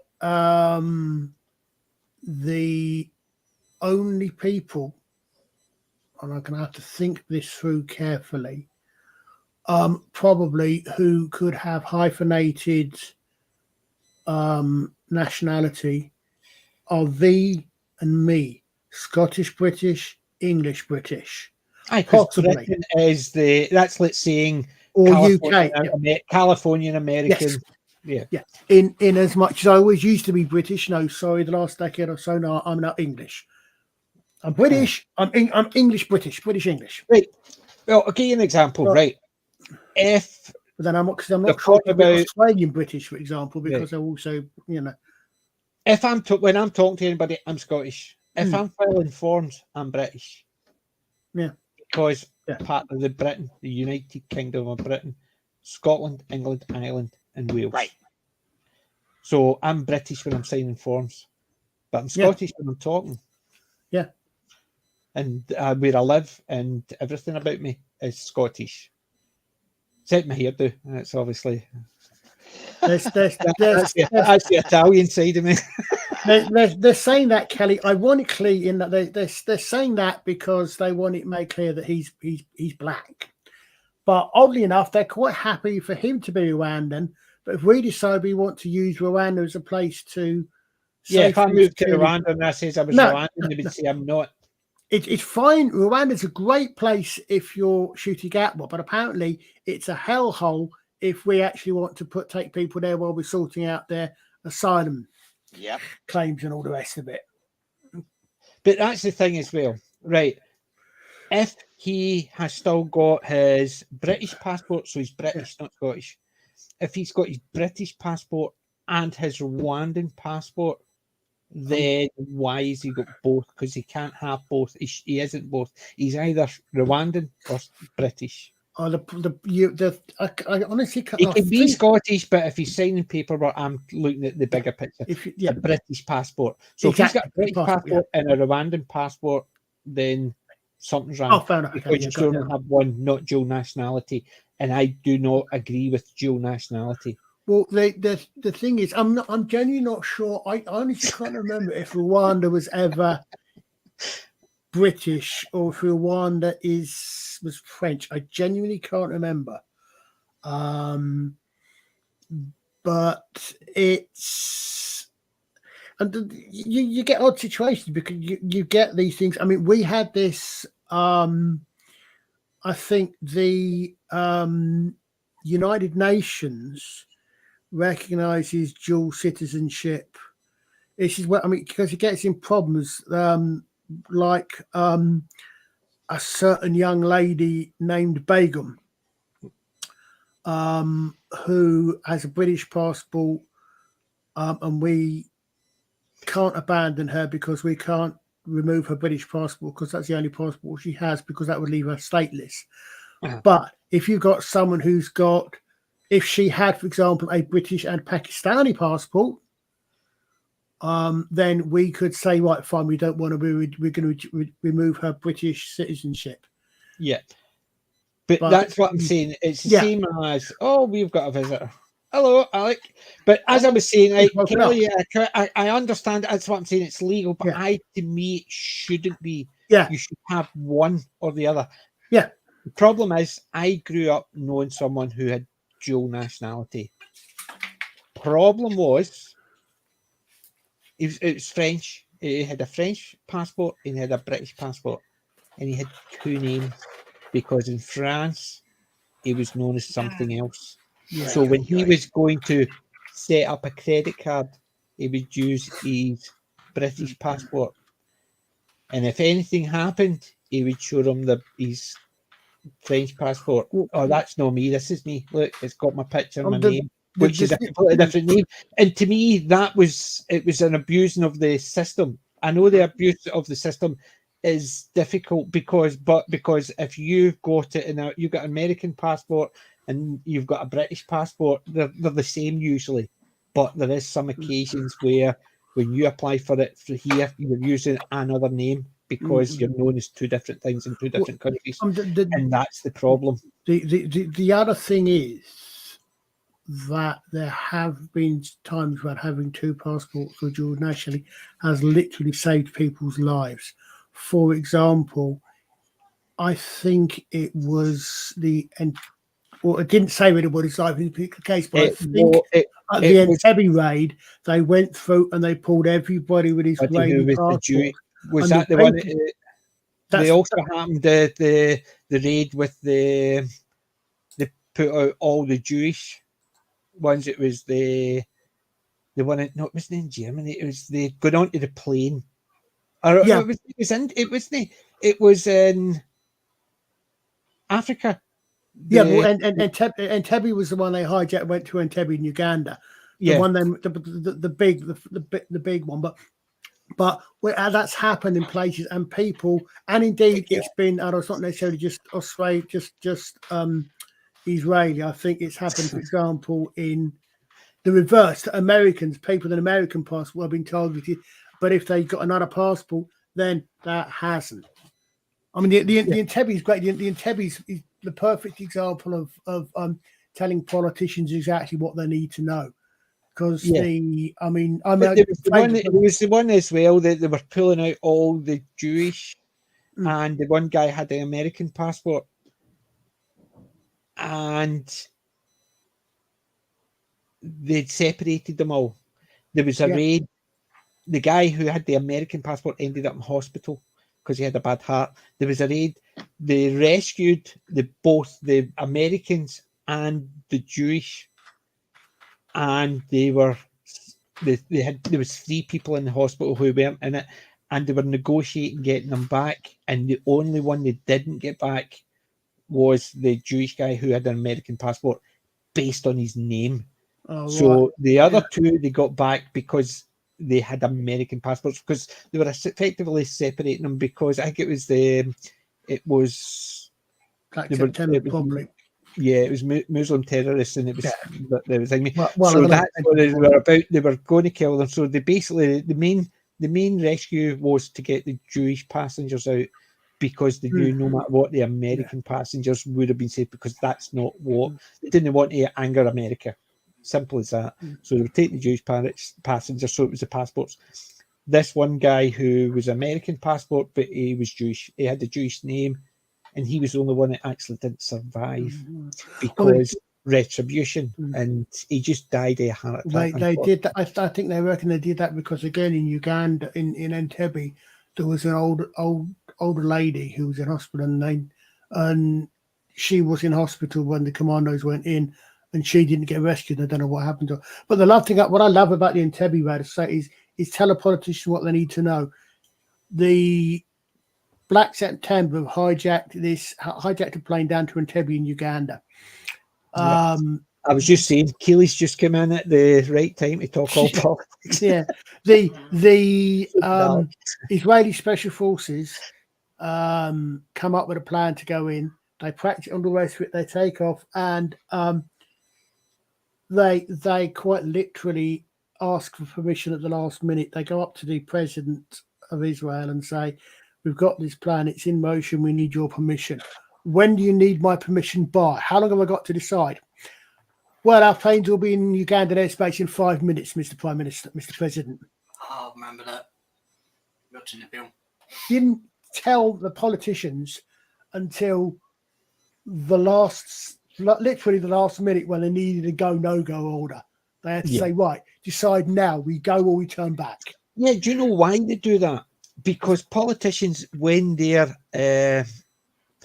trying to negotiate something, they'll tell them what they know. Well, if you don't do that, we've got a plane standing by ready to come in. Really? So we can prepare for that plane.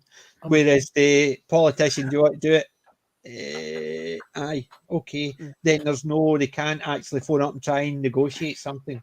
Because, oh, by the way, the plane's on its way in and we're, I mean, that's why, because politicians, believe it or not, are all corrupt.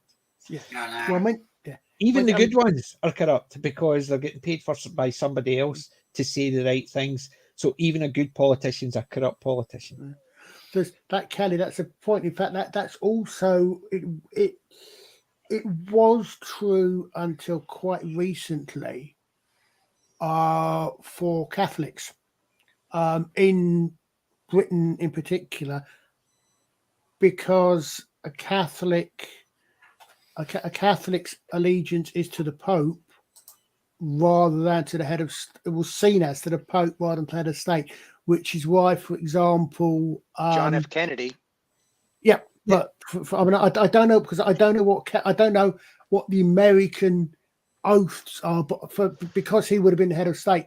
But for example, a Catholic could not be Prime Minister of Great Britain because they would have had to make their oath of allegiance to the monarch as head of state, where and they could not necessarily in good conscience make that, because they also had a religious obligation to the Pope. So if the Pope said one thing and the head of and the monarch said another, they were stuck. So it was effectively both.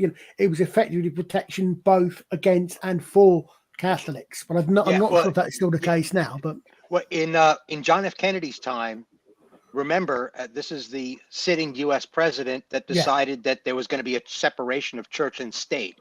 And it isn't actually until right now that I finally understand what that really meant. And it was that it wasn't dual allegiance, because the state is something different. Religion is a personal matter. The state is a blood matter. It's an honor-bound matter. It's one is spiritual and the other is a material or corporeal. Yeah.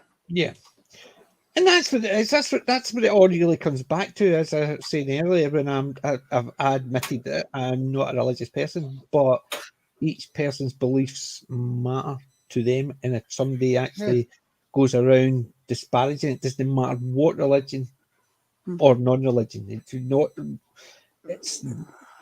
It's not my business. So if my father-in-law is a minister, I don't actually go around telling him how bad he is and how no, because of course not, because his beliefs are different from mine, but his beliefs are not mine, so I don't need to worry about that. And he knows about me, so he doesn't try and convert me or tell me how to think. Maybe we talk about other stuff. Believe it or not, you can't talk about other stuff without having things that both of you have got different opinions on. But we don't argue about them when we come up and thing. They know I don't believe, and I know they do. I don't actually disparage them, they don't disparage me. It's called an adult conversation. There's a really good line for that from 1990s, early 2000 series called The West Wing, where you've got one of the main characters, Toby, is Jewish. And he's talking to the president, which is Martin Sheen, and the president is a Catholic. And he turns around, he says something along the lines of, "To be honest, Mr. President, your Catholicism, it's not scared. It's not. I'm scared of, but it's makes him think. It's not a negative thing. I can't remember what the phrase. I think it's now. But your Catholicism." Impresses me, or something like that. And the president turns and says, "I don't know why. It's my Catholicism, not yours." The best one they did the best one they did about that, whereas they didn't preach it. You remember Independence Day? They're waiting for the bombs to drop. They're sitting in the shelter, and the wee guy come over and they're all sitting around holding hands praying, and the guy says, "I'm not Jewish." He says, "Don't worry, we'll not hold that against you." And he sat down. To me, that's the thing. That movie, that part there, showed that religion didn't matter what religion you're.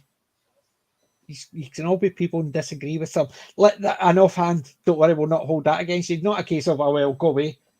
There's Catholics over there, go and see them. It's that type of thing. And to me, it was that did it quite well, because it was a case of, yeah, sit down, no problem. It wasn't a case of separating different religions as if this one's more important than that one. It was a case of he wanted to join and pray. The only one he could see was a group, and he didn't know what group until he realised that they were all Jewish. And he says, "But I'm not Jewish." "Yeah, we'll not hold that against you." And he sat down and prayed, but they didn't say, "Oh, you have to do it this way. You have to do it this way," or "I can't join you," because it was good to show that when it comes down to it, people come together. Well, what's the saying? They say there's no atheists in a foxhole. I don't know if that's necessarily true, but this is something that, as someone who was born and went to a CV school but is now not religious, occurs to me as someone. I honestly don't think that. I think God has got a lot more important things in the universe to worry about than petty little differences between what humans think about how to worship him. Yeah, good grief, man. Ain't that the truth? You know, it's like, aren't we all under God? Because Muhammad, I know that this is a huge, big deal, but all of the Middle Eastern faiths believe in the same God. Yes. Openly. I mean, it's in their scripture. It's all the same dude. Muhammad is a prophet.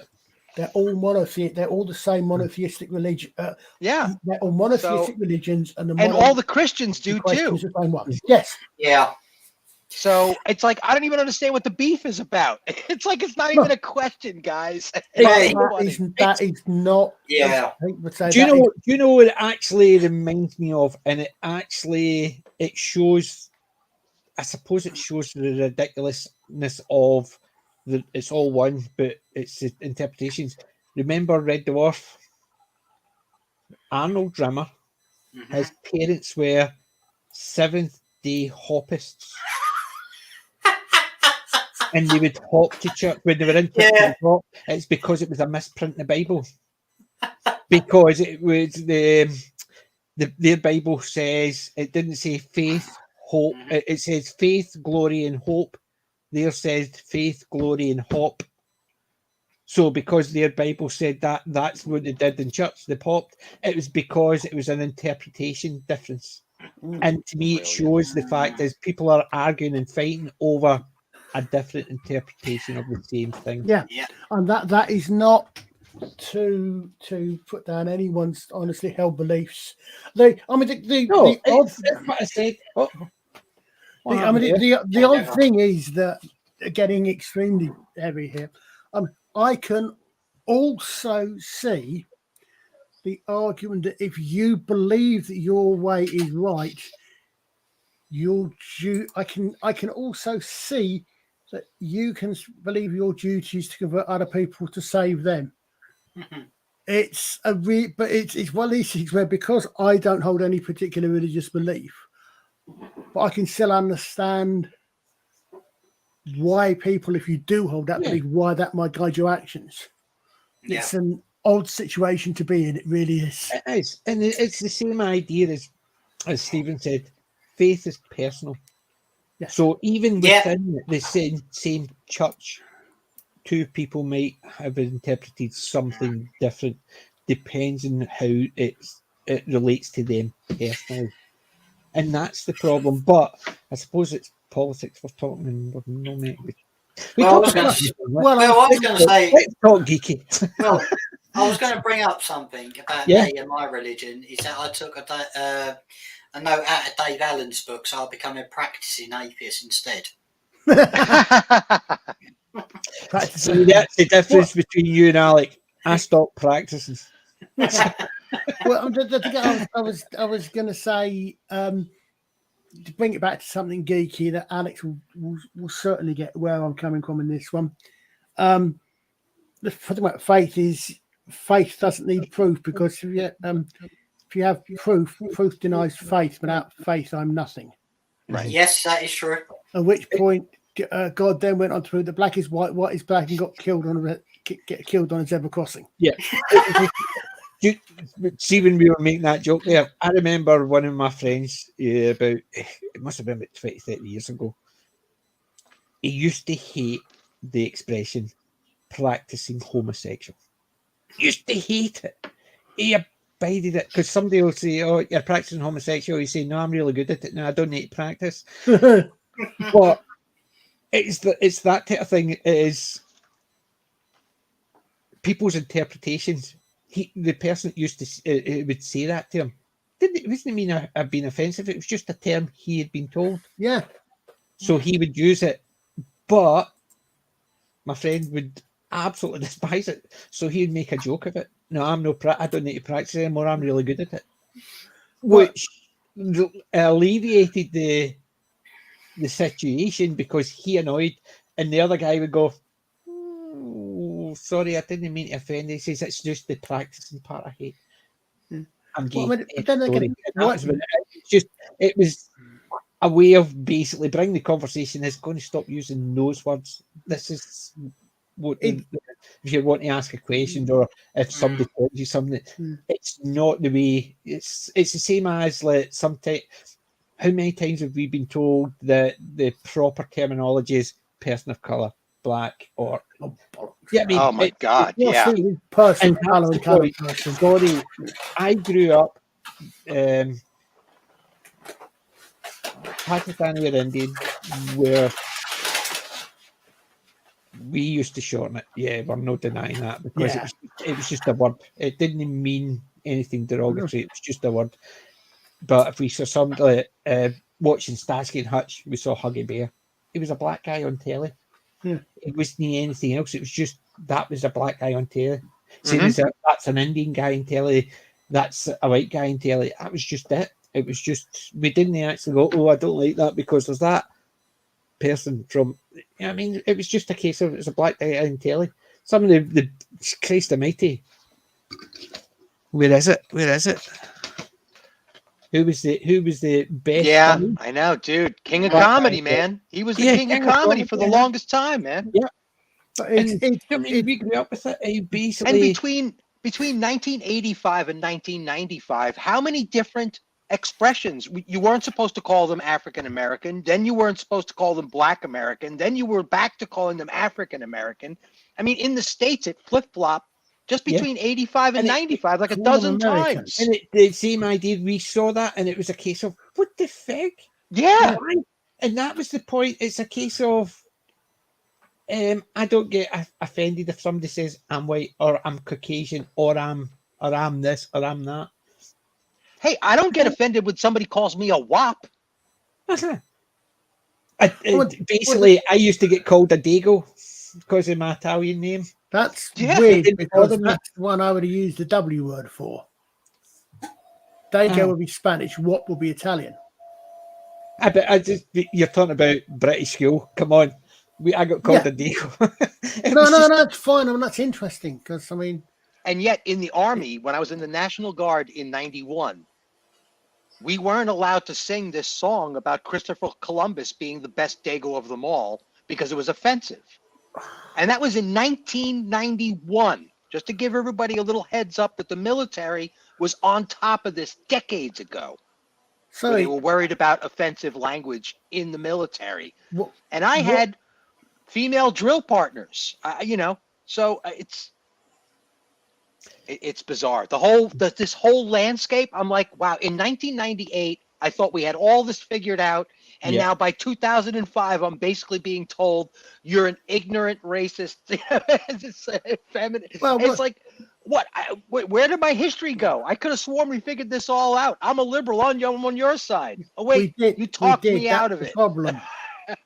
What do you call it? What would a dyslexic Zorro be named? Don Dago de la Viera. I'm sorry, but I mean, Diego's in Spanish.